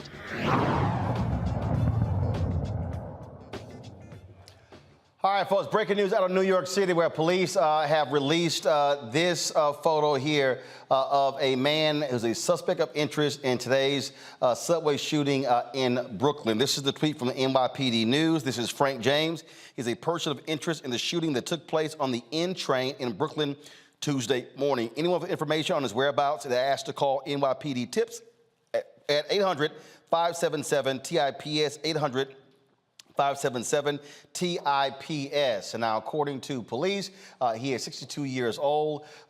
They say that the suspect was wearing a gas mask and threw some devices into the subway station. And so, again, it took place this morning. Some 29 people have been injured. Mayor Eric Adams saying they are doubling the number of police officers in subway stations as a result of this.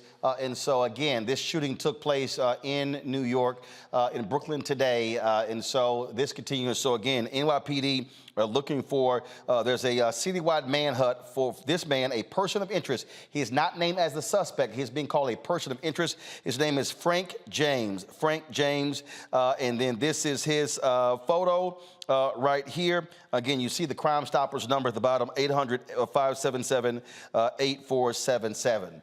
All right, folks, let's turn our attention to Black Lives Matter. There's been a lot of attention being paid to Black Lives Matter as a result of the use of their resources, what is being purchased, what has been bought, and a home that was being purchased for some $6 million in Los Angeles is being talked about as well. And that is raised lots of questions. People have been saying, what is the expenditure for? Well, yesterday, that was a Zoom conference with a number of Black journalists with Patrisse Cullors, the former leader of Black Lives Matter, former also co-founder, where she talked about this whole issue along with activist Angela Davis. Here is some of that conversation. As you know, I'm Patrisse Cullors, one of the co-founders of Black Lives Matter and formerly the executive director of the Black Lives Matter Global Network Foundation. I want to really on the top of this call kind of explain just for 30 seconds the ecosystem of Black Lives Matter. There are three organizations. There's Black Lives Matter Global Network Foundation, which I'm the former executive director of. There's a Black Lives Matter PAC, which endorses candidates and policy. And then there's BLM Grassroots that was really founded from the chapters and specifically Dr. Melina Abdullah, who's going to speak today. And I think it's really important for folks to understand the differences and these entities as they have different operations and different goals. Same goal for Black liberation, but different take on that. And Dr. Melina Abdullah is going to speak to that. So I want to speak very directly to the recent New York Magazine article that then turned into a right-wing blitz and just set the record straight. So it's really important for folks to understand that the acquiring of the multi-purpose property happened in October of 2020. For us, it was a huge accomplishment, and I'm speaking specifically to Black Lives Matter Global Network Foundation. Despite what has been reported, BLM has not been financially solvent. Our money really did come in 2020, and it was really important for us to do a number of things. One, get that money to the ground and get those resources to the ground, which we did, but also secure a space like so many other organizations, not just across Black movement, but across nonprofit organizations do. We found the place and we hired Dane Pascal, who is a known Black real estate consultant here in Los Angeles and across the country. He's facilitated similar processes with other organizations like Community Services Unlimited, which is actually an organization that was founded by the Panther Party here in Los Angeles, and they have a space that they were able to purchase. And so Dane was a natural facilitator for this process. This purchase was made 6 months prior to my resignation, and the property was needed some renovations, like most properties do. We hired a management company to help get the property together for public use. But almost immediately upon closing, the attacks on me and BLM, which also means on Melina and others, escalated. So we did use the campus as a haven, as a safe place, and it derailed an announcement strategy. It wasn't a secret. Conditions changed, and that's it. As you all know and you've seen, BLM, the organization, but also many of the leaders are under constant surveillance. There's serious security issues. I was called by the FBI twice, but the first time I was called by the FBI to tell me that there was a credible threat against my life. I did stay in the property for 4 nights. And that's it. I stayed there for 4 nights while the FBI was doing their work to try to figure out what was happening with the credible threat. And once I resigned, I never visited the property again. Haven't been. Now, Angela Davis, she also spoke on this call as well. Here is some of what she had to say. Now, this is a very difficult moment. It is a moment that can produce an enormous amount of possibility. But at the same time, we see conservative efforts to turn the clock back to discredit the movement, to pretend as if it might be possible to live life as we have previously experienced it. I'm referring to the fact that from the White House, we have heard calls for more police, and we've heard efforts to discredit the progress, at least the ideological progress that we have made since the advent of Black Lives Matter. I personally knew from the outset, from the time Black Lives Matter was created, that there would be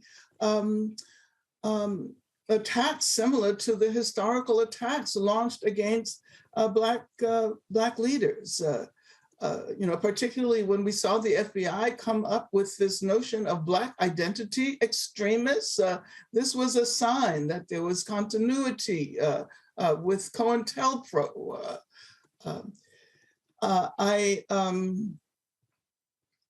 I can't say that I would have predicted exactly how these attacks would express themselves, but I was convinced that they would happen, whether you're talking about attacks on... All right, folks, let's talk about our panel, Mustafa, Lauren, as well as Teresa. Lauren, here is the most fundamental issue. One, I encouraged on this show, publicly and privately, for Patrice and the folks involved to actually do this call to say it needed to happen. You need to talk to Black journalists. That did happen. But here's the problem. She left in May of last year. She's no longer with Black Lives Matter. And I've communicated to the existing leaders of Black Lives Matter, where are y'all? Why are you not talking? Why are you not out here explaining what's going on? I was sent an actual story from that's on News One, where they label an exclusive explaining what the House is for. I saw that and I got it, but still, and I understand they're sitting here getting all of these various hits. They got people who are attacking them. But the former leader of Black Lives Matter cannot be the one, Lauren, who's out talking about what's happening now. It has to be the existing leadership who's doing it. Yeah, absolutely. It has to be the existing leadership who's doing it. And they do have to have some sort of an accounting that the media can in some way evaluate for $90 million that was, I believe, raised in 2020 after the death of George Floyd. All this talk that we've heard from Black Lives Matter in the past about not having leadership, a specific leader, and, wow, everybody's a leader and all that, at some point that has to come to an end, because someone, of course, has to lead with regard to where the money allocation is going. And I'm not sure why. I mean, I understand, that obviously $90 million is a lot of money, and I understand why that could get complicated. But in terms of large purchases of any type, it should be fairly easy to demonstrate to journalists what those large purchases are, and what the general focus of their, monetary situation is.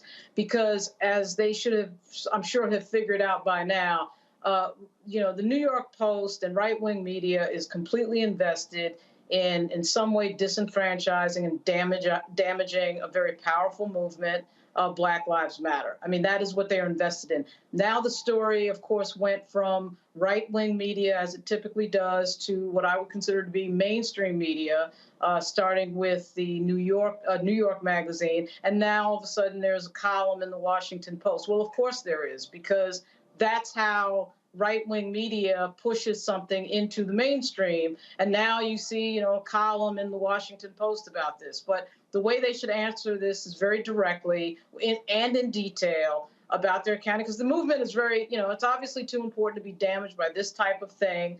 And some of the criticisms that they get from grassroots leaders, particularly those in Ferguson on the ground, I think are fairly valid. I mean, this is a movement that has made a substantial amount of money in 2020 when after George Floyd was murdered. So you have a movement making a lot of money off of the death of a Black male. And so the question is, how is that money being allocated, and what is that money being allocated for? And when we talk about police brutality, that is something that disproportionately impacts Black men. So I think they have to have that entire discussion. Somebody should have that discussion at some point. Well, bottom line is you gotta step up. I'm gonna show these tweets here. So they sent these tweets out yesterday, folks. And so look at this here. Pull them up, please, on the television. They said Black creativity is necessary and vital to Black survival. BLM has always held that tradition sacred, partnering with artists of every kind since our founding. That's why Creators House was purchased, to provide a space for Black folks to share their gifts with the world and hone their craft as they see fit under the conditions that work best for them and outside systems of oppression in creative industries. Over the last several months, BLM GNF, that's the global foundation, has provided $3 million in direct support to families struggling to navigate the impact of COVID. They said, we have granted over $25 million to Black-led frontline orgs around the world. Then they also tweeted, the organization provided investments to orgs run by families impacted by police violence. We work with BLM grassroots to collect 60,000 signatures in support of Andrew Joseph to end qualified immunity. And we'll work to build support among policymakers for federal legislation like the Breathe Act and the People's Response Act.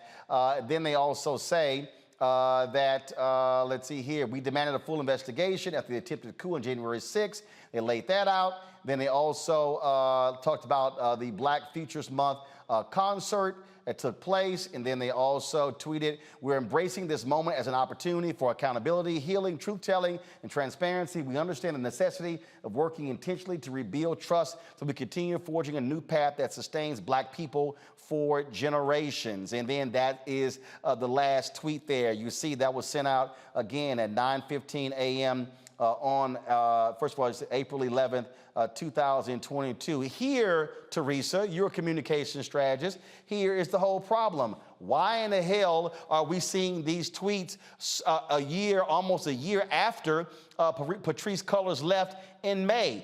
This is what should have been sent out in June or July or August or September or October or November or December or January, February, March, April. It should not be sent out in response to conservative attacks. That's what you send out to preempt those type of attacks. You know they're gonna come after you for the money. I've talked to people on the inside there. They're trying to deal with the communication apparatus. What you also are dealing with is you have a fundamental problem with their hierarchy. Who in the hell is leading the organization?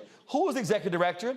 Who's the deputy executive director? Who's the head of finance? Who's the head of IT? And I get their point that many of their leaders have come under attack and have been targeted by hate folks. But the reality is this here. If you are over a nonprofit, you are a public entity. You can't be anonymous sitting over a nonprofit. You got to have the information. They've got to be able to anticipate these type of questions. You can't do it by being quiet and hoping Patrisse can somehow take all the hits, or Alicia Garza can take all the hits. They are no longer involved with BLM. The folks there now, they must do it. You're absolutely right. And it actually does a disservice to the public, when the senior leadership decides not to speak on crucial issues after raising $90 million for their organization to combat some of these injustices that we are still dealing with every day. It is almost just heartbreaking, to say the least, that the organization infrastructure was not in place once she left. I think you're absolutely right. People absolutely wanted to leave the scene and wanted to try something different. But again, if there was no strategy, no leadership, there was no way that BLM could meet its full potential. If anything, monies, were now questioned in the hands of this nuanced global leadership. But I think they're now seeing the destruction that is happening. And I believe they are now on the right path to getting their house in order, per se, versus not saying anything at all. So, I mean, I'm glad something has been led, but I hope that the new leadership is also taking a lesson and making sure that it's learned for future opportunities. But the right absolutely saw the same thing you just named, Roland, where there was a lack of leadership, there was a lack of responsibility, there was a lack of transparency. And so when they saw that there was a lack of narrative in the messaging in order to explain themselves, they absolutely did what they were their agenda is, which is to deconstruct an organization that is combating racism at every hand. And yeah, there we go. And Mustafa, look, this is real simple. The moment they came out announcing the money, somebody should have said before they announced it, we better be able to articulate what we're doing with it. I've been told the NAACP actually raised almost $140 million after the death of George Floyd. That's more than Black Lives Matter. I've been told the National Urban League has raised I've been told anywhere from $50 to $80 million. All Black groups saw increases after the death of George Floyd. BLM was the only one that actually put their figure out. So let's also be clear. They're transparent. Other groups that got money, they ain't said a word. But the deal is, if you spend $6 million on a house, you damn sure better tell folk when you do it. You don't announce a year later, oh, we have a home for creators or whatever. No, you got to be able to say that. And if the home is also a refuge for people who are under attack, I get that as well. But again, you have to be able to anticipate the level of attacks, because the right wing will love nothing more than sow seeds of discontent, take them out. And let me also say this here, while also I push them to talk to Black media, because part of the problem, and I saw this in the last several years, a whole bunch of these Black groups step out there and do stuff, and they run the white media to give them the exclusives, and then when they get their ass kicked, they want to call us to bail them out. No, you called me on the front end and the back end. And so that's what also is important, because the problem is a lot of Black folks, they especially a lot of these so-called Black media outlets, they see something being reported in mainstream media and they just run with it, never ask the question, what's the real story here? That also has to happen. You know, my auntie always says, put it on Front Street. That way can't nobody say that they didn't know, that they weren't informed. And that hopefully they were a part of the process. We know so many folks who are a part of supporting Black Lives Matter, been doing incredible work since 2014. So it is a part of the narrative. You know, the narrative, as was shared in those tweets, are critically important. But you also got to make sure you have the infrastructure, transparency, and accountability for any organization to be successful, because you know you're going to have haters. Haters going to come, and you got to be prepared for them. Absolutely that. So, all right, folks, got to go to a break. We come back with our marketplace segment. We're going to talk to the owners of a Black-owned rum company in our marketplace segment, where we feature, of course, Black-owned businesses. That is next. You're watching Roland Martin Unfiltered right here on the Black Star Network.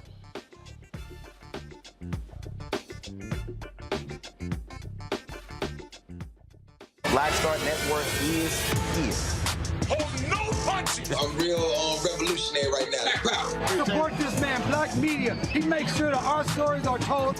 Thank you for being the voice of Black America, Roland. Stay Black. I love y'all. All momentum we have now, we have to keep this going. The video looks phenomenal. See, this difference between Black Star Network and Black-owned media and something like CNN. You can't be Black-owned media and be scared. It's time to be smart. Bring your eyeballs home.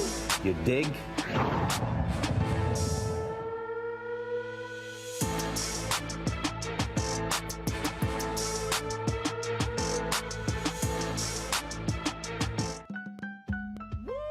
We're all impacted by the culture, whether we know it or not. From politics to music and entertainment, it's a huge part of our lives, and we're going to talk about it every day right here on The Culture with me, Faraji Muhammad, only on the Black Star Network. Hey, I'm Deion Cole from Blackish. Hey, I'm Arnez J. Black TV does matter, dang it. Hey, what's up, y'all? It's your boy Jacob Lattimore, and you're now watching Roland Martin right now. Stay woke.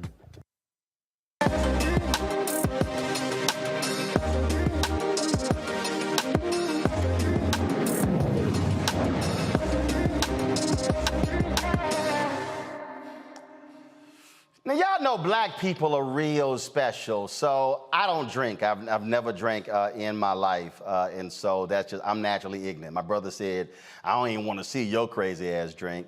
And so when I announced at the top of the show, we were doing this segment, I got a text message here, and the text message said, send that rum to me. Yeah, that was my daddy. See, my parents, they love visiting me because people give me alcohol. And so him and my mama, they love coming drinking wine, champagne, all the stuff folk give me. So Carol's in the control room. Carol tried to claim the rum. I was like, Carol, you already lost. You too slow. You too slow. Daddy hit me at the top of the show. And I guess he figures it's his birthday, April 25th. He like, look, I already got me a gift. So that's the case. So our next guest is two sisters. They actually own a rum company. Y'all know in this segment here, we're always focused on black-owned businesses and what they are doing. The company is called Halo 7. Halo 7. And y'all know we love featuring folks who are doing great things. And this particular company, based here in D.C.? No, in Chicago. Chicago, but you're here. All right, so our next two guests, folks, Janae Stanley, she joins us from Chicago. Ashley Jackson with me here in D.C. So first of all, Halo 7, who started this? What was the idea? We were just sitting in the backyard and brainstorming, and we were probably drinking cocktails. Yeah, that's what I'm about to say. Were y'all drinking? And, you know, we were just thinking about what's something that we could do, a business we could start that, you know, feeds our passion. And we were like, we like cocktails. Let's try that. Is that how that happened? Pretty much. I mean, you know, we're women of the new century, so we like to sip. So there's lots of options out here. And we y'all like to sip or guzzle? Oh, we sip all day, all day long. So this is what we came up with. It is, it's a craft rum, and it is a spirit that is meant to be top shelf and to be sipped neat on the rocks or in a cocktail. Okay, I don't know what the hell none of that means. So what is a craft rum? What is that? So typically when we think of rum... No, seriously, I don't. Yeah, no, that's fair. My daddy sent me to the store to buy some beer, and I was like, say, dog, you need to be real specific with me. I'm going to bring back, hell, all I know is Miller Genuine Draft and Budweiser. I don't know. So y'all better be real specific with me, because y'all might get some beer you ain't never heard of. And he was like, are you serious? I'm like, say, man, I don't drink. So craft rum, what is craft rum? Yeah, so when you think about, the spirits have really kind of made a comeback. And so when you think about craft, it's small batches, it's crafted. It doesn't follow, you know, the traditional making of what you would think of, like, you know, the Bacardi, the Crucians that you may see on the shelf. And so we really wanted to create an elevated rum. You think of, typically it's thought of as like a party drink. You always mix it in a punch. But we wanted something that you would sip just like you would sip your whiskey, your bourbon, or your scotch. And so that's how we decided on our recipe and the direction we decided to go. Okay, so this recipe, who put it together? Janae, how did y'all concoct it? Yes, all that. What did y'all do? So this is an original recipe that both Ashley and I created together. It took us some time, and we made several different batches of recipes in order to perfect kind of all of the different accents. So, but how'd y'all do it? Were y'all like in the kitchen with cups and measuring devices, and y'all were dropping stuff? Listen, we can't give you all how the hell you make rum? How do you make rum? We did it. We tried it. We came up with the flavor profile, and then to your point, you can't just make rum in your kitchen. Right. You could blow up the kitchen. So we did a lot of research, and then we interviewed master distillers all over the country. Yeah. And we were finally able to find one that could really bring our vision to life, that could translate our recipe. And so we distill out of Orlando, Florida. Gotcha. So you find a master distiller. Yes. Gotcha. Yes. They black? Who are they? He is Hispanic. He's of Cuban descent. And so. How'd y'all find him? Honestly, we just started Googling and calling people. Yeah. Can you make me some rum? Absolutely. Is that how it went? Hey, can you make rum? Absolutely. You guys laugh, but that's what we did. Right. Janae, go ahead. All about top shelf. Huh? This is a luxury brand. So, this is like straight interview process as though you are, going to make $1 million company startup. So, we really went out and did the research to find exactly who we were looking for. So are there any other black-owned rum companies? Yeah, there are a couple. We're not the first by any means. And when you think about all of the rum in the Caribbean, that's how we settled on rum and not vodka or tequila. All right, so the name, Halo 7, where's that from? Yeah. What is that? Well, so I could give you a little info. So I just asked you. Janae, that is the point of the question. I'm here. I'm just saying. So Halo 7 is what we would like to say is a love note to our ancestors. So, in order to make rum, there are certain things that are key components of rum. And so Halo is the completion, and so is the number 7. And if you notice on our bottle, we focus on the constellations, which is something that our ancestors have always used to kind of use as their guiding force. And so we kind of have that as our background of our history, and we bring it forward into a luxury brand setting to celebrate, all of the longevity of our lineage. All right, I'm gonna go to questions from my panel, and let's see here. Mustafa, Lauren, Teresa, let me see which one of y'all probably drink. Let's see.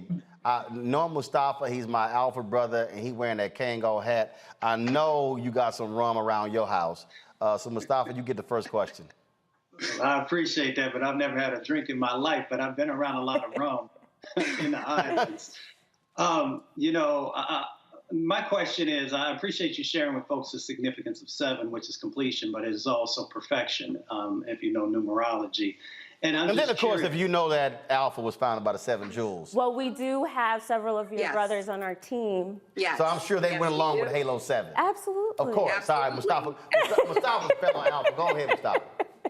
Yeah, so, and knowing that you have a premier brand, whom are you sort of focusing on, and what sort of success have you had for those you're trying to reach? So I would definitely say we are focusing on the premium craft market generally, which is a really broad spectrum of people. You would be surprised, how you traditionally say, well, professional within, certain income range. You really find that that's actually pretty broad.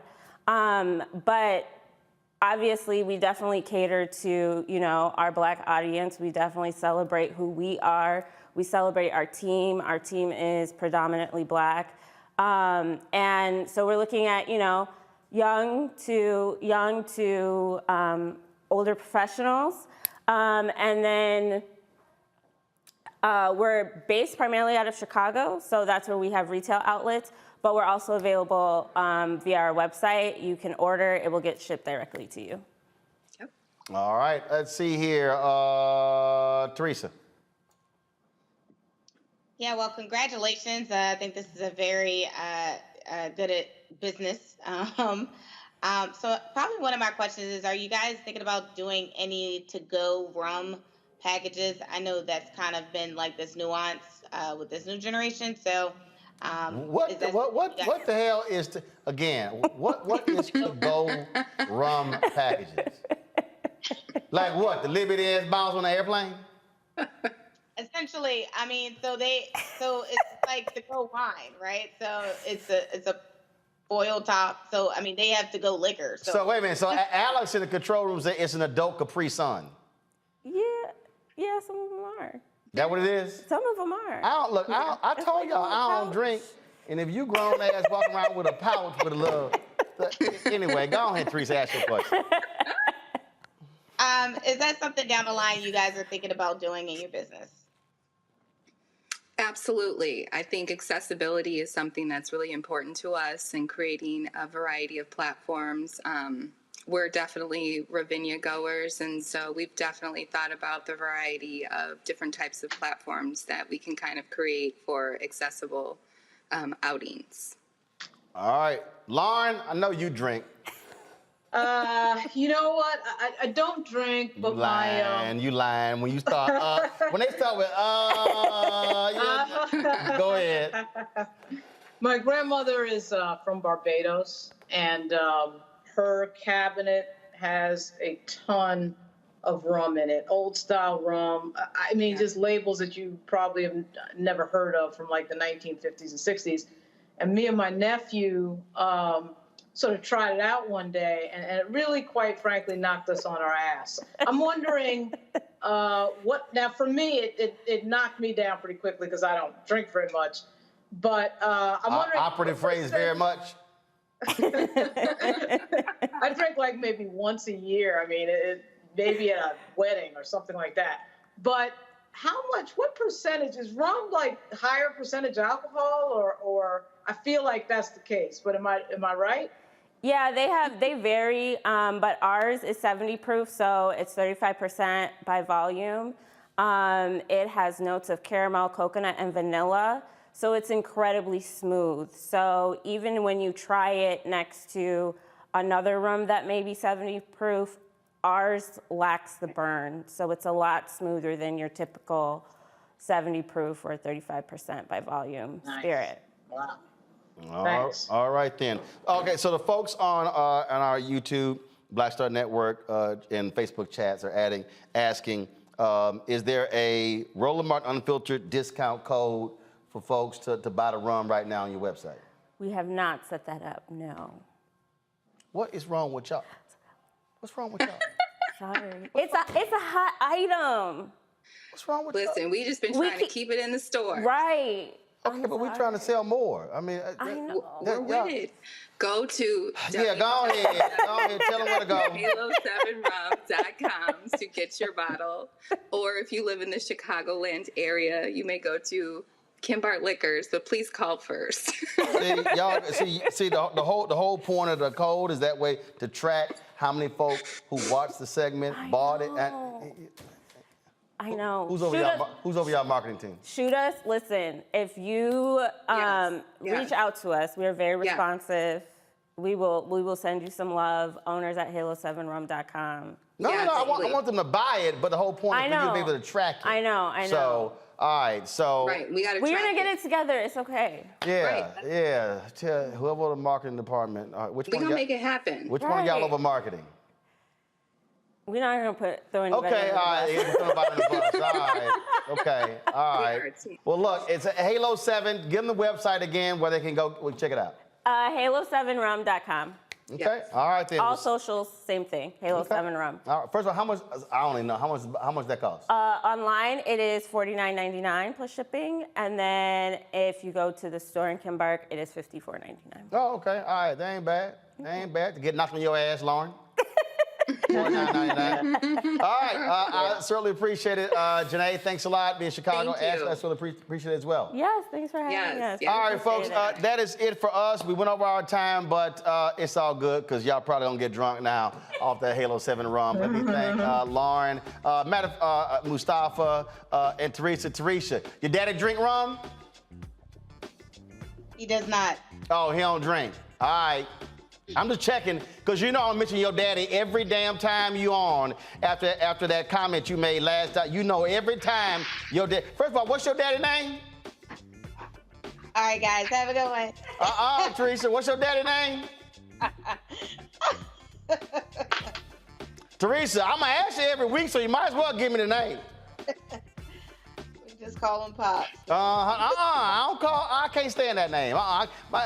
That's Daddy. I don't call him Pops. But again, because somebody put in the chat room, Roland, remind Teresa about her daddy.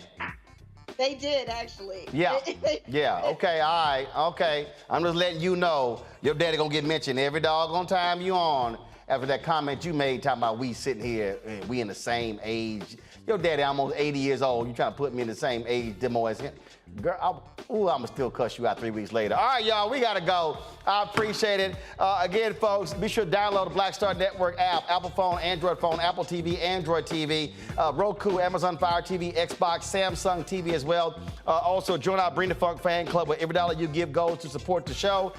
Those of you who do not like all that computer stuff, y'all old school, I got a whole stack of checks and money orders. Y'all just gonna make me open every single one of them and take a picture and deposit them. It's all good. I count all that money. I don't do crypto. I like real money I can touch.